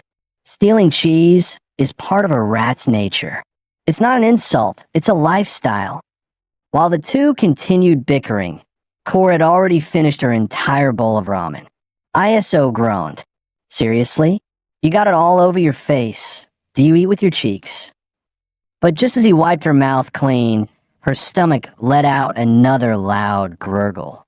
ISO still hadn't realized how dire the situation was. Not until she devoured dozens of ramen cups and still looked unsatisfied. Her eyes sparkled with excitement as she leaned toward him, hands outstretched. More. More. ISO rubbed his forehead. Fine, give her one more. The big rat deadpan, that was the last one. Our entire ramen stockpile's gone. An hour later, ISO finally snapped. Don't come any closer. He clutched his prized chocolate wafer bar tightly.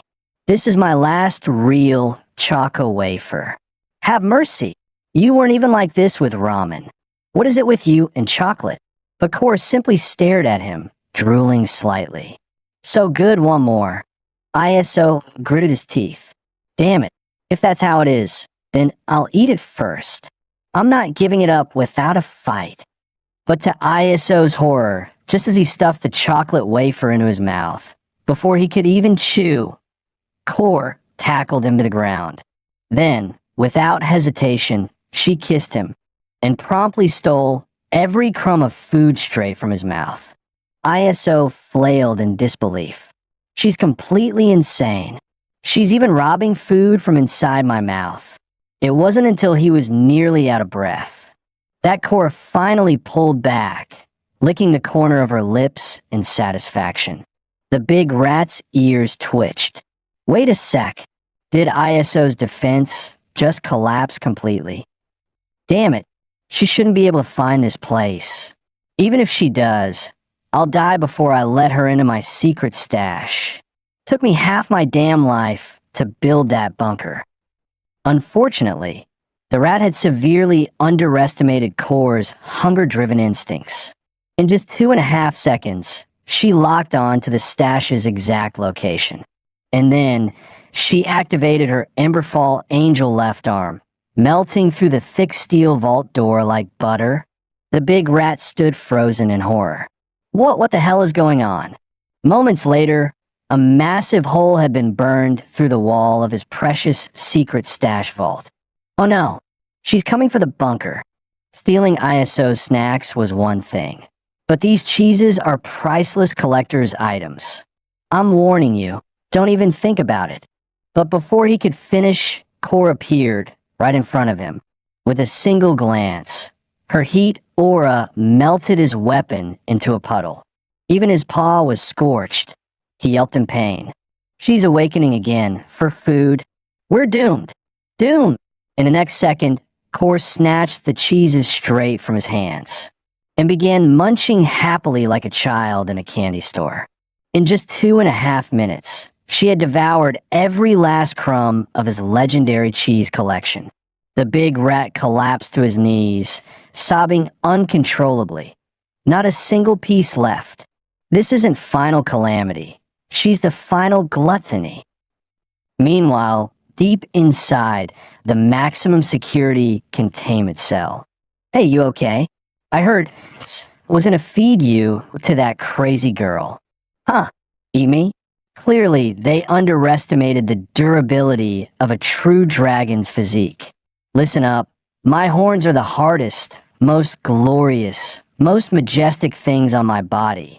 Thick, unbreakable, and exuding raw alpha energy. I've made thousands of little she-dragons swoon with these bad boys. Back at the lab, ISO had officially confirmed through experimentation. Final Calamity was completely weak to high-calorie sweets, especially chocolate. These foods massively triggered her appetite. Until her calorie quota was met, she'd devour anything in sight, and wouldn't hesitate to use her superheated pressure death cannon to get it. ISO glanced over. "Hey, why are you so quiet?"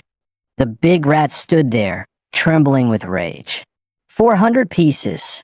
That was 400 blocks of Windfang Bonehorn's signature artisanal whole milk cheese. 10 of them were autographed limited editions. Production dates range from new calendar year 872 to 1012. Nearly a century and a half of aged flavor, all gone. The big rat was losing his mind. That monstrosity of an experiment deserves torture. I'll slice her into 1,200 pieces with my Rat Crusher Deluxe. ISO patted his back. But she's a cute girl. Fine. I'll rinse her eyes with alchemical royal acid mixed with King Slime's digestive fluid. ISO replied calmly, "Still a cute girl. What if I use Bunro mosquitoes to clean out her brain?" ISO sighed, "Yep, still a cute girl." "Ugh, fine. I get it. Just smack her a few times or something." ISO smirked and shook his head. "Some things never change. You're hopeless when it comes to cute girls. But honestly, she does need to be punished for this. Otherwise, no one in the entire facility will feel safe around desserts again."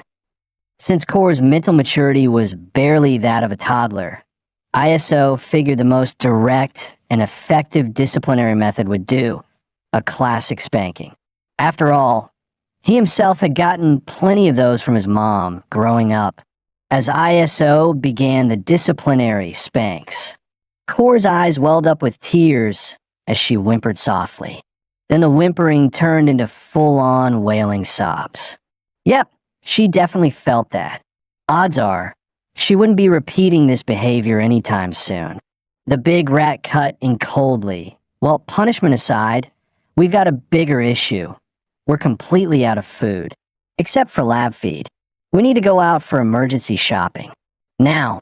ISO, still holding a red-bottomed, sniffling Core, heard his own stomach grumble. "Great. I haven't had dinner either."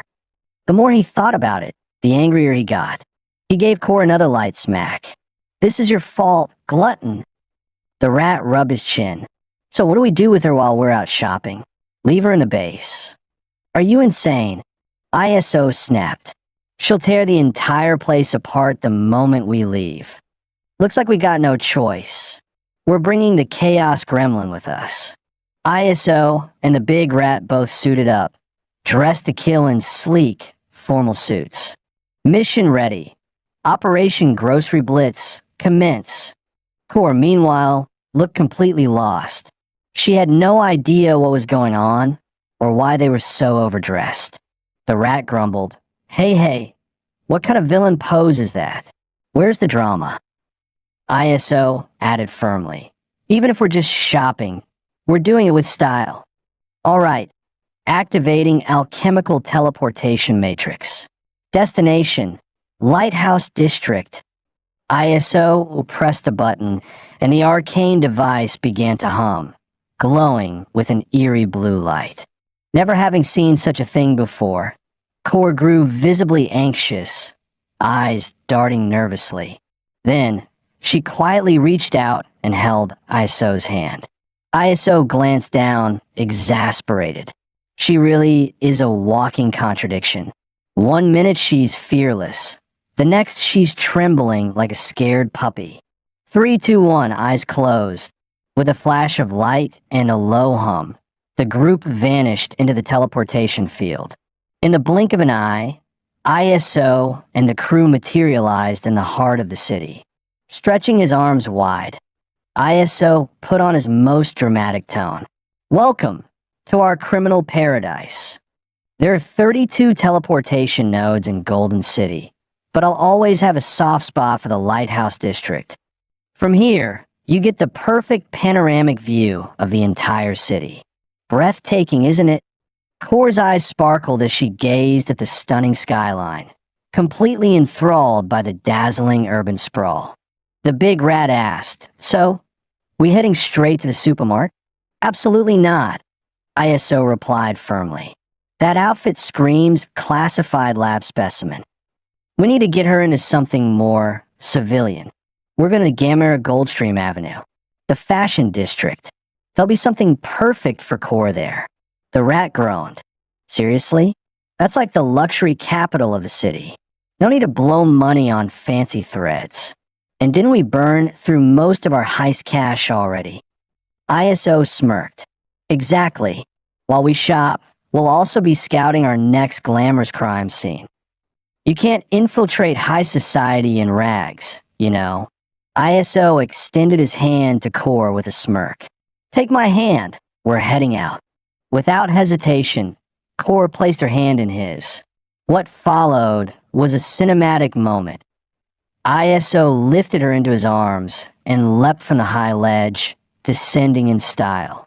But the fall was faster than expected, and Core began to panic, clinging to ISO tighter and tighter. Just then, ISO activated the anti-gravity alchemical matrix. With a soft pulse of light, their plummeting slowed to a gentle glide.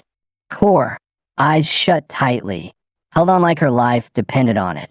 When she finally peeked again, they were suspended in midair. ISO, still carrying her effortlessly. They hovered above a glistening river, the city lights below reflecting like stars on the water's surface. "Next stop, Gamera Goldstream Avenue," ISO declared. The rat added eagerly, "Dibs on the first hot dog stand." Just 2.5 minutes later, they arrived at the dazzling Gamera Goldstream Avenue. In the center of the plaza stood the towering statue of Gamera, bathed in golden light, majestic and proud. Core's eyes sparkled as she took in the sight. She had never seen anything like it and was visibly thrilled. Meanwhile, ISO was quietly cursing under his breath. "Seriously? That rat's still not back from buying a hot dog? How long does it take?" Suddenly, a young boy nearby tugged at his mother's sleeve. "Mommy, look, that big sister's climbing so high. She's amazing." ISO scoffed. "Who in their right mind climbs a public statue? This is a 5-star security zone under direct patrol. Not to mention, it's peak hero watch hours." Then he froze. "Wait, big sister? Oh crap, that idiot Core. Where the hell did she go?" He looked up, and sure enough, Core was already at the top of the Gamera statue, happily scaling the massive monument. "You moron, get down here right now." ISO shouted in panic, but Core just grinned from the top, completely ignoring his command. Instead, she waved proudly, showing off like a kid who just won a trophy. Meanwhile, on the other side of the plaza, the rat was grumbling while inspecting his hot dog. "I specifically asked for black garlic and mustard. Why the hell would they put ketchup? Don't they know I hate anything sour?" He glanced at the time. "Ugh, I've been gone a bit too long. ISO's definitely gonna whine about it." But before he could take another bite, a wave of crowd noise caught his attention. He looked up, and his jaw dropped. "What the hell is going on up there? I was gone for 5 minutes, and this is what happens. Are they allergic to peace and quiet?"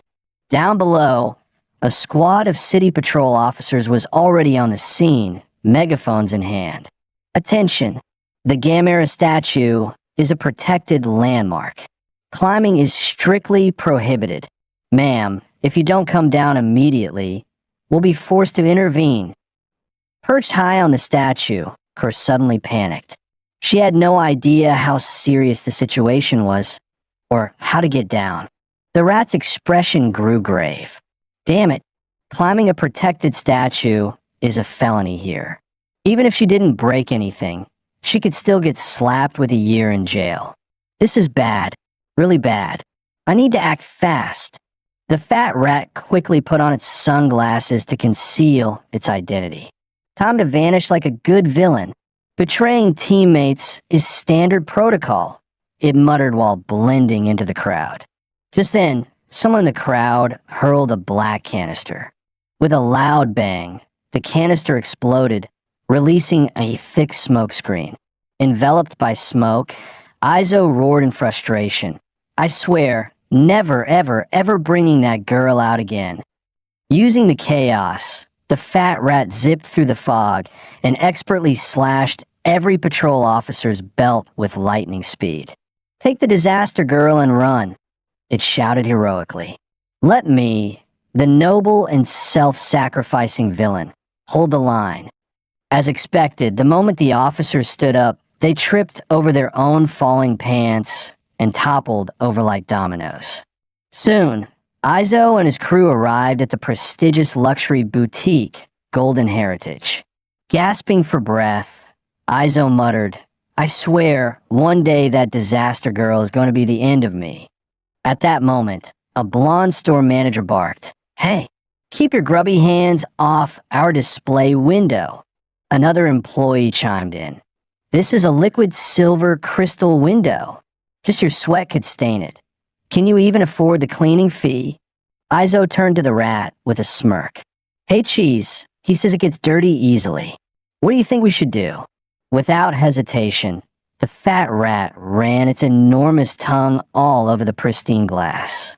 The blonde man snapped. Are you deaf, you broke nobodies? Did you seriously just lick our display? But before he could finish, the rat nonchalantly slapped a 1,000 yen bill onto the glass. The store manager stood frozen, stunned by the sight. In no time, the entire crystal window was covered in crisp, high-denomination bills. Izo smirked and teased. Oops, looks like we smudged your fancy crystal display. But hey, it's got your precious baby bill stuck to it. What now? The blonde manager instantly bowed. Oh, it's nothing, really. A little saliva on the glass is totally fine. Please, honored guests, come right in. Izo stepped forward with a commanding tone. Bring out your most expensive evening gowns. All of them. The manager carefully began peeling the bills off the window like sacred relics. Meanwhile, Izo strolled into the boutique, flashing a smug grin at the flustered staff. Once the cash was collected, the manager rushed over. Young sir, may I ask, what style of attire are you looking for today? Trench coat? Suit? Formal wear? Izo simply pointed over his shoulder. Not for me. For her. The manager quickly turned to the girl, bowing slightly. Esteemed lady, what kind of dress might you be interested in? Final Calamity just tilted her head, visibly confused, having no idea what the man was saying. Then she broke into a bright, clueless smile. The store manager froze in place. That face, it's flawless. I've never seen such perfect beauty in my life. He thought to himself, I didn't get a good look outside, and inside she was fiddling with mannequins like some lunatic. But now she's breathtaking. Such a stunning girl, wasted on that arrogant brat. Just then, Izo snapped him out of it. Quit staring. Bring out your finest gowns. She's gonna try on every last one. The assistants quickly brought over a selection of dresses. Miss, please follow us to the fitting room. Evening gowns can be tricky to wear alone. We'll assist you. But Final Calamity suddenly backed away in fear, eyes darting toward Izo. Master, master. Izo groaned. It's just a dress. Chill out. The staff offered him tea. Would you care for some tea, young sir? Bitter junk? No thanks. He called out, Hey rat. I saw you sneak a can of Black Bang soda before we left. Hand it over. Don't bother me, muttered the rat. I'm choosing the perfect hat for clubbing. 20 minutes later, Aizo sighed, arms crossed. What's taking so long? One of the assistants peeked out of the fitting room, looking awkward. Sir, the young lady won't let us undress her. Could you maybe come talk to her? Aizo walked over and saw Final Calamity huddled on the floor, trembling like a scared child. Come on, stop it. I'm right outside the door. Just change, okay? At the sound of his voice, she slowly looked up. During the entire changing process, she kept nervously calling out, Master, Master. Aizo, sitting outside the curtain, replied again and again, I'm here. I'm here. Master. Still here. Master. For the last time, I'm not going anywhere. Soon, she stepped out wearing her first dress, Crimson Night. Aizo raised an eyebrow. Huh, she actually looks kind of elegant in that thing. The store clerk quickly stepped forward. Young master, how do you find this Crimson Night dress? It's a limited edition designer piece, and your maid looks absolutely stunning in it. Aizo frowned. Maid, not girlfriend. Keep talking nonsense, and I'll make sure your tongue becomes an even number. It's passable, but not quite what I'm looking for. Don't you have anything better? Oh, young master, this is Golden Legacy after all. Even the elites from the Golden District shop here. If we can't satisfy you, no one on the entire Gamera Gilded Avenue can. Besides, this is just a warm-up. The real treasures are still coming. Soon after, Final Calamity emerged in another dress. While the design was bold and eye-catching, it lacked the elegance Aizo wanted. Too flashy. Next, then came the golden gown, the Golden Empress. Aizo felt his cheeks flush as he instinctively averted his gaze. Young master, this is our store's crown jewel, the Golden Empress. It said this gown was inspired by the attire of the Empress of the former Golden Empire. What do you think? Just then, a wooling Royce limo pulled up outside the store. Two suited attendants stepped out and unfurled a long black carpet with practiced precision. The moment the store manager caught sight of the crest on the carpet, his heart skipped a beat. Oh no, I completely forgot. Miss Kurakami reserved this time slot. He rushed to the fitting area and whispered frantically to Aizo and the others. Please, honored guests, hide in the fitting room for now. I beg you, don't come out until Miss Kurakami has left. If she sees you here, I won't be the only one punished. You three might not walk out unscathed either. Outside, a graceful young woman stepped down from the car. It was none other than Kurakami Wakana, heiress of the Kurakami clan. Her polished shoes touched down on the black carpet with quiet authority. Wakana's feet feel a bit cold, she murmured softly. Her attendant, Akiton Go, immediately stepped forward. Leave it to me, my lady. Akiton Go swiftly drew his dual blades, sending sparks flying into the air. Amidst the fiery display, he calmly warned, Careful, my lady. The store manager bowed deeply. Good evening, Lady Kurakami. Wakana's voice was cool and commanding. I heard your store carries Lilith the Demon Scissor's annual limited edition, Dark Gothic Lolita. Show it to me. The manager smiled obsequiously. Of course. We've turned away every other client.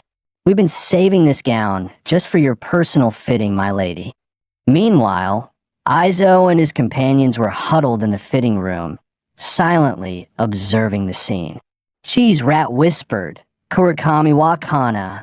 You don't think it's that Kurakami, do you? Aizo nodded with certainty. One of the world nobles. No doubt about it. Koru responded with a string of cheerful ahs, as if agreeing. Cheese Rat scratched his head. But don't world nobles live exclusively in Golden District? That's supposed to be their playground, right? What's she doing here? Aizo chuckled. Even paradise gets dull. Without the contrast to commoners. How can nobles flaunt their superiority? Soon, the blonde store manager guided Lady Kurakami to the limited edition gown. Right this way, Lady Kurakami. But just as she approached, she abruptly stopped walking. The black gold carpet had come to an end. Her two attendants froze in terror, their faces pale as paper. Akiton Go roared. You knew the lady was entering a commoner district and still failed to prepare enough black gold carpet? Have you forgotten she refuses to wear shoes? What now? Do you want her to walk barefoot across this filth? The servants dropped to their knees, trembling. Lord Akiton, it was our failure. We accept any punishment. Akiton's eyes were icy. As servants of the Kurakami family, you know what must be done. They bowed deeply. Yes, we understand. Without hesitation, they drew short daggers, preparing for a ritual seppuku. But just as the blades began to plunge, they suddenly shattered into glittering fragments. It was Shinku Wakana's monk-like guardian who intervened. The Buddha teaches mercy. Cast away the blade and walk the path. The servants were moved to tears. Thank you, Master Shinku. Their gratitude was short-lived. Shinku's Vajra staff came crashing down, knocking them both to the ground. Wakana stood still, composed and unbothered, as if the chaos around her was merely background noise. With practiced grace, her guardians supported her by the arms, and Lady Kurakami strode forward, her feet stepping cleanly over the backs of her fallen servants. The rat fumed. What the hell? Are all world nobles this damn arrogant? Just then, Isalt spoke up. This is a golden opportunity. The rat blinked. What opportunity? To kidnap Lady Kurakami, obviously, Isalt said, dead serious. World nobles never leave the Golden District. This is a once-in-a-lifetime shot. The rat nearly had a heart attack. Are you out of your damn mind? Robbing banks, taunting patrol squads, even messing with city heroes, that's one thing. But kidnapping a world noble. Are you trying to get us erased from the map? Isalt shrugged. All of that was child's play. If we want to make Percy Lard a name feared across the world, we need a headline that matters. The rat, now trembling, grabbed Isalt by the collar. Do you have any idea what you're dealing with? Each of the world nobles has centuries, no, millennia, of history behind them. They helped build Golden City. To us, this place is a playground for crime. But to them, it's just one big toy box. And guess what? We're the toys. So what you're saying is the number 2 villain in Golden City, Dr. Madrat, is too scared to mess with the world nobles? Cut the reverse psychology, Brat the rat snapped. I am scared. And even if I wasn't, I'd at least make sure we're properly prepared. Meanwhile, Lady Kurakami had reached the display stand. Allow me, my lady, to present the annual masterpiece by Magi Taylor Lilith herself. But the moment the yellow-haired manager pulled off the cloth, everyone was stunned. It wasn't an elegant gown. It was a shredded pile of fabric, torn, tattered, barely wearable. The manager's face went pale. He collapsed to his knees in horror. This is the exclusive dress you reserved for me. Lady Kurakami's voice was eerily calm. Even Buddha won't be able to save you now. Isalt slowly turned his head and stared at the rat. This was your doing, wasn't it? Mad Rat gave a sheepish grin. Yeah, I got bored while the disaster chick was changing. Thought I'd spice things up a little for that snobba manager. At that moment, Disaster Girl, who had been standing off to the side, let out an excited "yeah." She wanted to see the dress too, but in her excitement, she accidentally stepped on her own gown. With a thud, she toppled forward, crashing straight into Isalt and sending him stumbling out of the fitting room. The yellow-haired manager instantly pointed a shaky finger. It was him. He did it. Mad Rat face-bombed. We're screwed. We are so screwed.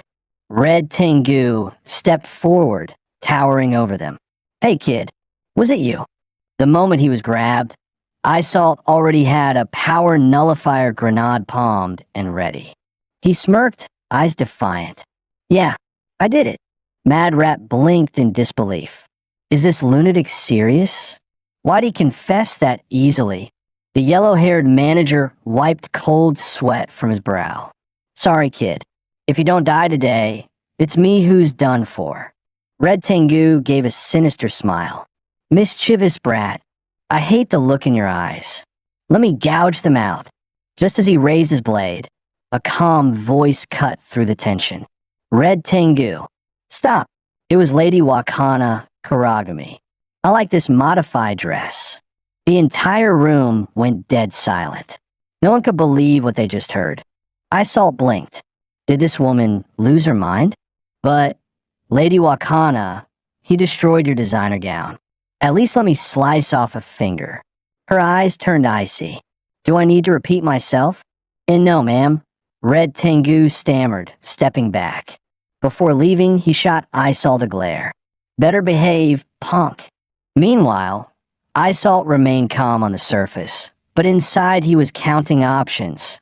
Dragon Spider Toxin Grenade for a quick finish, or Power Nullifier to savor their helplessness. No matter how things turned out, Isalt could already picture tomorrow's headlines. Heiress of the Kuragami family kidnapped by the infamous villain Baron Isalt. But then, Lady Wakana let out a soft chuckle. I know who you are, and I know what you're planning. From the moment I stepped into this store, you already started entertaining that dangerously stupid idea. Isalt froze. Wait, she noticed us the entire time. Wakana continued smoothly, as if reading from script. You're just an intern here at Golden Aristocracy, but you're clearly dissatisfied with your lowly status. After overhearing that I'd be visiting tonight, you secretly shredded that designer gown to catch my attention, and staged this little accident to appear before me dramatically. It's all about latching onto the Kuragami family, isn't it? Am I wrong? Isalt rolled his eyes inwardly. Wow, this narcissist just out-narcissisted me. Humph. Judging from your silence, I nailed it, didn't I? Wakana smirked. Still, you were willing to risk death to earn my gaze. That takes guts. So I'll grant you a once-in-a-lifetime chance. Kneel and kiss my foot. Do that, and I'll consider taking you in as my servant. Red Tengu, watching this unfold, was fuming with envy. What? She let this brat kiss her feet. I haven't even been allowed to touch her slippers. Deep inside, Lady Wakana was practically glowing with smug delight.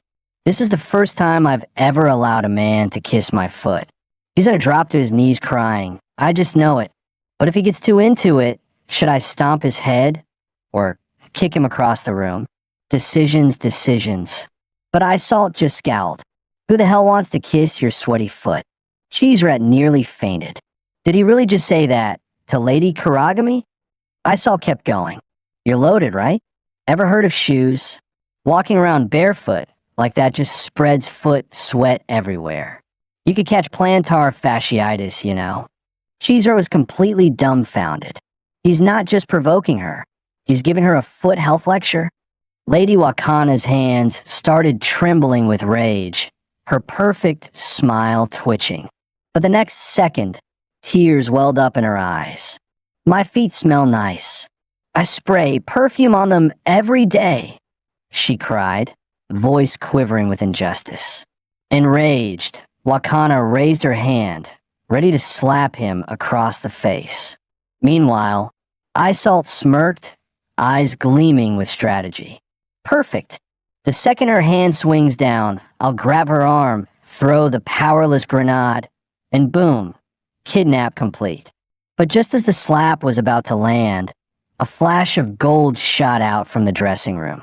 In an instant, the striking hand was caught midair. It was none other than Disaster Girl, now dressed in her evening gown. Cheese Rat gasped. What the heck? How did she even move that fast? I didn't see a thing. Akiton bellowed, unsheathing his blades. Take your filthy hands off Our Lady's arm now. Isalt sighed, rubbing his forehead. Great. This just got messy, eh? But Disaster Girl stood her ground, eyes unwavering. her grip on Wakana's arm as firm as ever. That's when Lady Wakana raised her voice. "Stand down, Akiton." "But milady, she just tried to attack you." Wakana shook her head calmly. "She wasn't attacking me. She was protecting the boy behind her." Isalt narrowed his eyes. Has she figured out the connection between me and Cole? But the next moment, Lady Wakana dropped a bomb. "You got your eyes on this boy too, huh? Planning to keep him as your personal pet?" Akiton blushed furiously. "Okay, keep him." "Milady, what on earth have you been watching lately? If the family head hears this, we're doomed." The blonde store manager looked like he was about to faint. What is even happening right now? Seeing Disaster Girl silent, Wakana grew anxious. No denial? Is she that proud? Don't tell me. She already made her move on him? Disaster Girl simply stared at her blankly, her face full of innocent confusion. Wakana took a breath, her tone shifting. "I don't know which noble house you belong to, but judging by that dress and your presence, there's no way you're just a commoner." But even so, Wakana said coolly, when the Black Rose of the Kurakami clan sets her eyes on something, she never lets it go. "Name your price." "I want that boy." Disaster Girl tilted her head again, still clueless about what any of this meant. Isalt scoffed. No, it's your family that should start naming prices." "Excuse me." Wakana raised a brow. Isalt calmly pulled down his mask. "Let me make it simple. Lady Wakana of House Kurakami, you are officially kidnapped by the greatest villain in Golden City, Baron Isalt of House Persilade." "Milady, get back."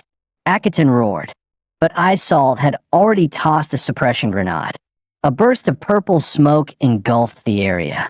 Wakana's elite guards stumbled, realizing too late that their powers had been completely neutralized. When the smoke cleared, Lady Wakana was gone. "Do you even realize what you've done?" The giant rat growled at Isalt. "Our carefree days are officially on a countdown to doom." But Isalt remained unfazed. "Relax. That wasn't just any suppression grenade. I used the Gen 3 upgraded version. It's laced with hippocampal neuron disruptors. Anyone who inhales, it will suffer major memory distortion. If his calculations were right, those two elite bodyguards should be completely scrambled by now." Sure enough, one of them, Shinku, was convinced the kidnapper was a frail, white-haired boy. Meanwhile, Akiton swore it was a chubby, blonde, freckle-faced brat. The two began arguing right there in the street, each yelling that the other was delusional. Back at the villain's base, Lady Wakana slowly regained consciousness. Isalt greeted her with a devilish grin. "Welcome to Nightmare City, the heart of Golden City's #1 villain syndicate. I am Baron Isalt, heir of the great and ancient alchemist bloodline, the House of Persilade." The rat grinned wickedly. "Congrats, princess. You've just become the official hostage of a gang of very, very bad people." Isalt was about to follow up with some sinister monologue until Coel suddenly popped out of nowhere, ruining the whole dramatic vibe. "Didn't I tell you to stay in your room?" Isalt snapped. The rat sighed. "Great, there goes our perfectly crafted villain ambience." Meanwhile, Lady Wakana casually pushed off her gag with her tongue. "So this is Golden City's top villain? Can't even tie a proper knot," she mocked. The rat leaned in, whispering, Isalt, I think our professionalism as evil villains just got annihilated." Isalt fired back, "Hey, you were in charge of the gag." "Yeah, but you tied her hands and feet, didn't you?" Isalt's eyes widened in horror. "Wait, she undid the ropes too." Sure enough, Wakana was sitting there like a queen, completely unbound and perfectly calm. "You just watch her untie herself?" The rat cried out. She was already halfway done before I even noticed. I was mid-sentence. While Isalt and the rat were still arguing, Lady Wakana mysteriously vanished. "What the? Where did she go?" Isalt shouted. eyes darting around. Moments later, they spotted her casually sipping coffee in the corner, nibbling on his snacks, and even brewing a fresh cup like she owned the place. When the hell did she get over there? Iseult stormed over and pressed a weapon to her forehead. You're a hostage, not a guest. Keep pushing your luck, and I'll show you what true alchemical pain feels like. But Wakana didn't flinch. She just calmly took another sip. Alchemy, huh? Think it's scarier than the punishments in my family. Iseult narrowed his eyes. Such as, Wakana answered coolly, for example, iron stack burial. We tie the criminal spread eagle in a deep pit and slowly layer thin metal plates over their body. One by one. At first, it doesn't feel like much, Wakana explained. But as the iron plates stack up, your bones, organs, everything gets slowly crushed under the weight. Then there's the molten crown. You heat an iron helmet until it's nearly liquid and slap it on a shaved head. But my personal favorite is the 12-nest parasite. We drill 12 tiny holes into the body and breed centipedes inside. You get to watch them lay eggs in you. The rat gulped. Say, hypothetically, if we sent you back right now and claimed it was all a big misunderstanding, would your family maybe not use any of those? Iseult snapped. Are we a lost child hotline now? Use your brain for once. The rat muttered. It was just a hypothetical. Wakana smiled sweetly. Don't worry.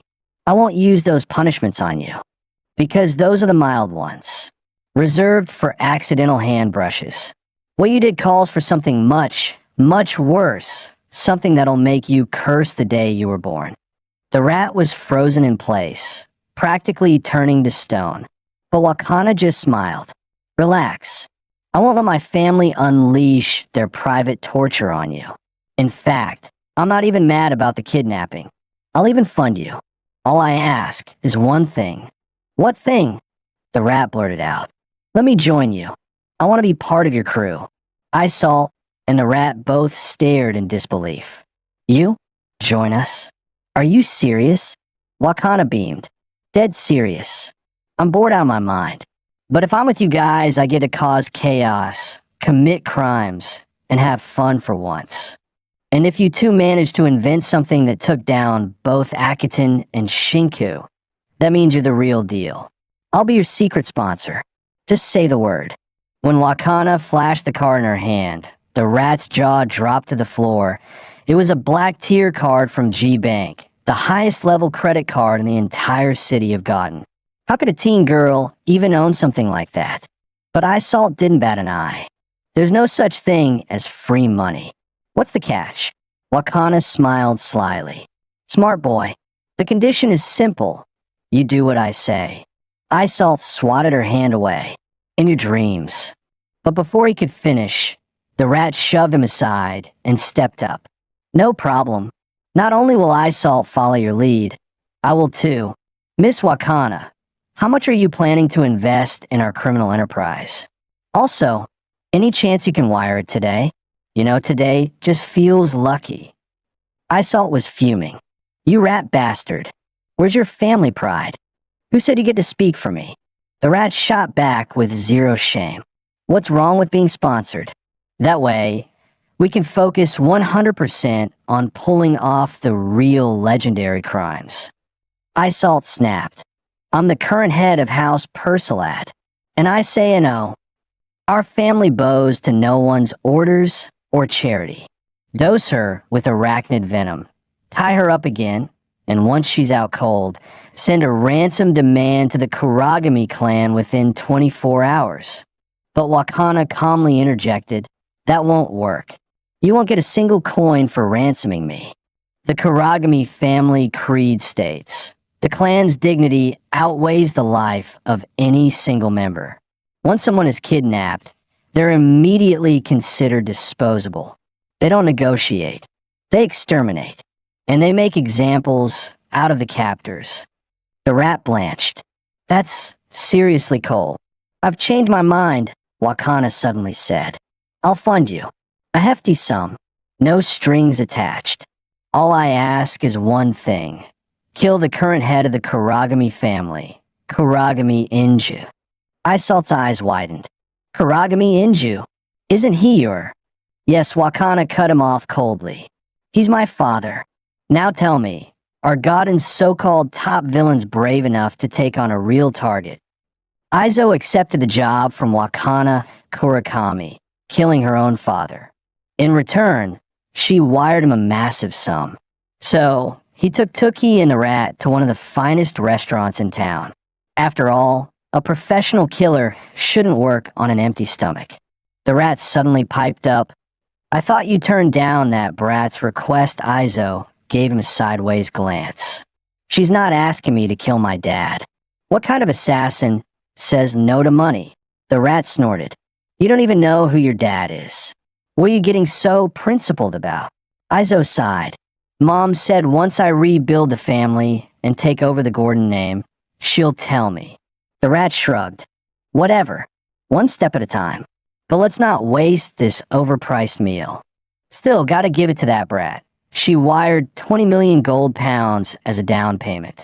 That's like robbing 10 banks in one go. The rat let out a sigh. Being born into a capitalist dynasty might look glamorous, but the Kurakami family? They're brutal to their own blood.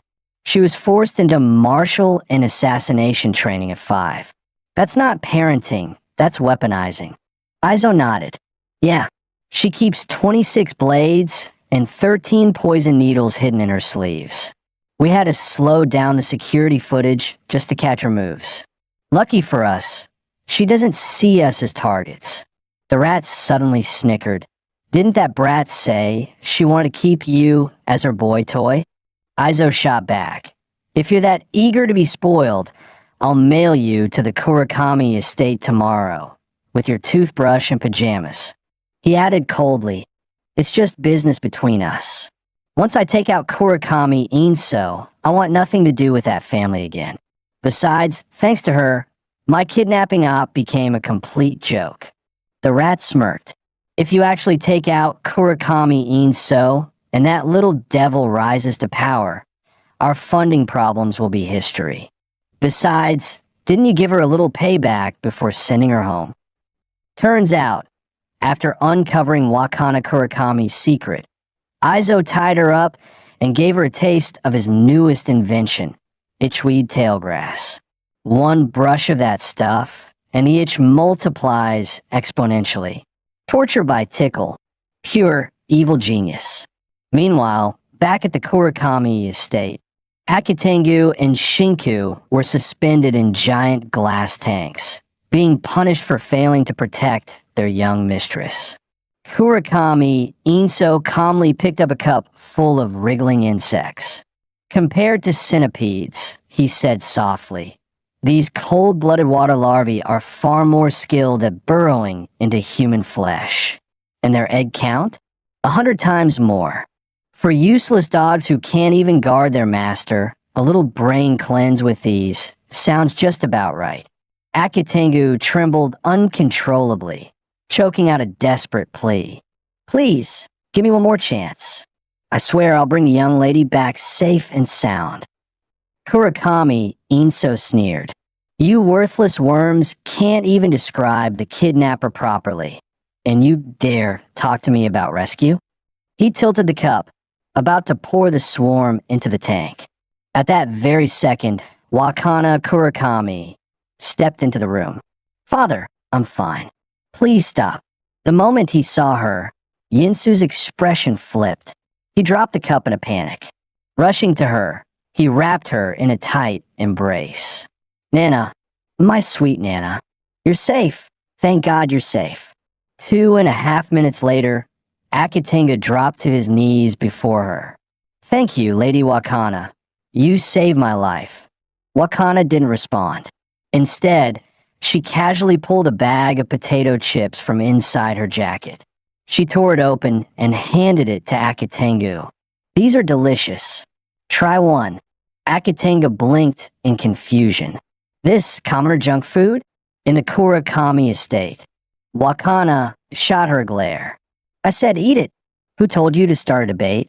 Startled, Akatengu shoved one in her mouth, and immediately the crispy, savory burst hit her tongue. Her eyes widened. What divine flavor is this? She clutched the bag and started devouring it like a starved beast. But, Lady Wakana, how did you escape the kidnappers? She asked between crunches. Wakana gave a sly smile. That's a secret backslash. Back in her room, she flopped face down onto the bed, blushing furiously. Stupid Izo, always picking on me. Meanwhile, the store owner stormed into the police station to file a report. The theft of 3 designer outfits had cost him $800,000. But when the officer asked him to describe the suspects, the sketches looked nothing like the 2 Kurakami house servants. No matter how passionately he gestured, the officer refused to believe him. Just then, the door swung open. A pink-haired girl strolled in, smirking. Heard someone lost $800,000 overnight. That poor sucker wouldn't be you, would it? The officer stood up, ready to toss her out, but she pulled out a leather badge and shoved it right in his face. Turns out, the pink-haired girl was none other than the newly appointed chief of the Lighthouse District. The moment she introduced herself, the officer stared in disbelief. You're kidding, right? She casually propped one leg on the desk. This kind of power pose? No one else in this building's got the guts to pull it off. The officer's face turned red. Are you freaking messing with me? But the pink-haired girl didn't care one bit. Gotta give subordinates a little sugar, or they'll stop listening, you know? You get one touch. Just one. Then you do everything your chief says, capiche? As she spoke, she playfully pulled open her shirt, revealing smooth, porcelain skin.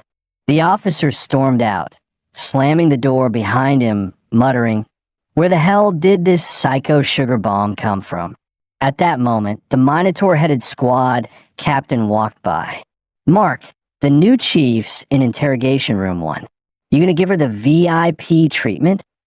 Mark looked dazed. "Boss, you seriously telling me that little punk is our new chief? You're messing with me, right?"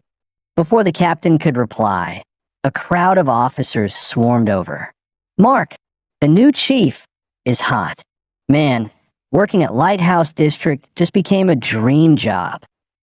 Suddenly, the Minotaur captain barked, "Enough! Shut it! Don't underestimate her." HQ spent an entire year screening before they chose her. The Minotaur captain lowered his voice. "I check her records. Nothing. No official background. Most likely a special appointment from someone high up." Before he could finish, the pink-haired girl popped up behind him. "Oh, backslash someone high up? Now who might that be?" Everyone froze. In a split second, the officers stood in perfect formation. "Awaiting your orders, Chief." She giggled, waving her hand. Relax, backslash. I'm not one of those stiff old men in suits. My leadership style? Simple. 3 words. Fun, fire, and freestyle." Curly-haired rookie whispered, "Chief, that's actually 4 words."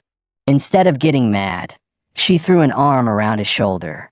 He turned bright red, half expecting a kiss.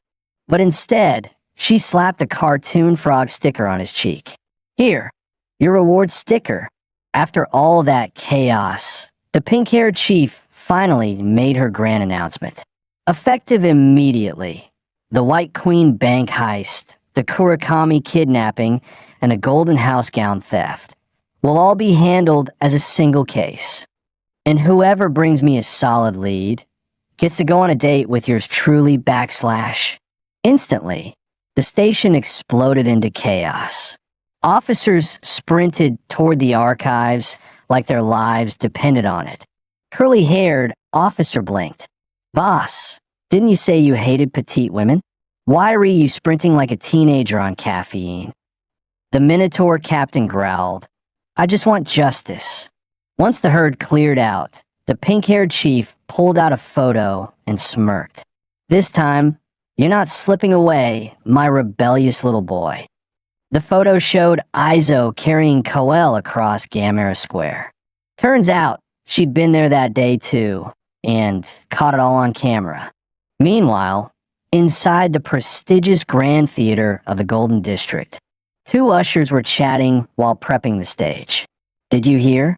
Maestro Meyer's coming to perform next Friday. You mean a Meyer? From Latoma. Forget the theater. His Black Ops squad, the Hound Shade, is way more infamous. They once infiltrated the Golden District to assassinate nobles. Mid-conversation, a stunning blonde woman strolled right past them. It was Izo, casually escorting Coel into the venue. One of the ushers couldn't stop staring at Coel, completely mesmerized. That's when the rat strutted up and hissed, "Hey kid, keep staring at Our Lady, and I'll rip your eyeballs out." The usher jumped back and bowed repeatedly, totally forgetting to check their tickets. Later, when his co-worker brought it up, he shot back. "Did you see that aura? She's clearly high society royalty. We don't mess with that." After slipping into the theater, Coel instantly switched back to her blank, airhead persona. She bent down slightly, looking up at Izo. "Master, did I do good? Praise me." Then, out of nowhere, she lunged in and tried to lick his cheek. The rat scowled. "Next mission, you're the one running errands. I'm sick of being this sidekick." Izo ignored him. "Focus. We're here to map out the theater's structure. Next Friday, Kurakami Yinsu's attending a performance. He'll be seated in the main hall. Soon, they reached the designated location. This is it. Ground Zero. That's when Coel noticed a nearby poster and froze. It was a promotional banner for the legendary playwright Meyer, her biological father. The same man who stood by while the Hound Shade took her away. 2.5 minutes later, they completed their sweep of the main hall. But once outside, they realized something chilling. Coel was gone.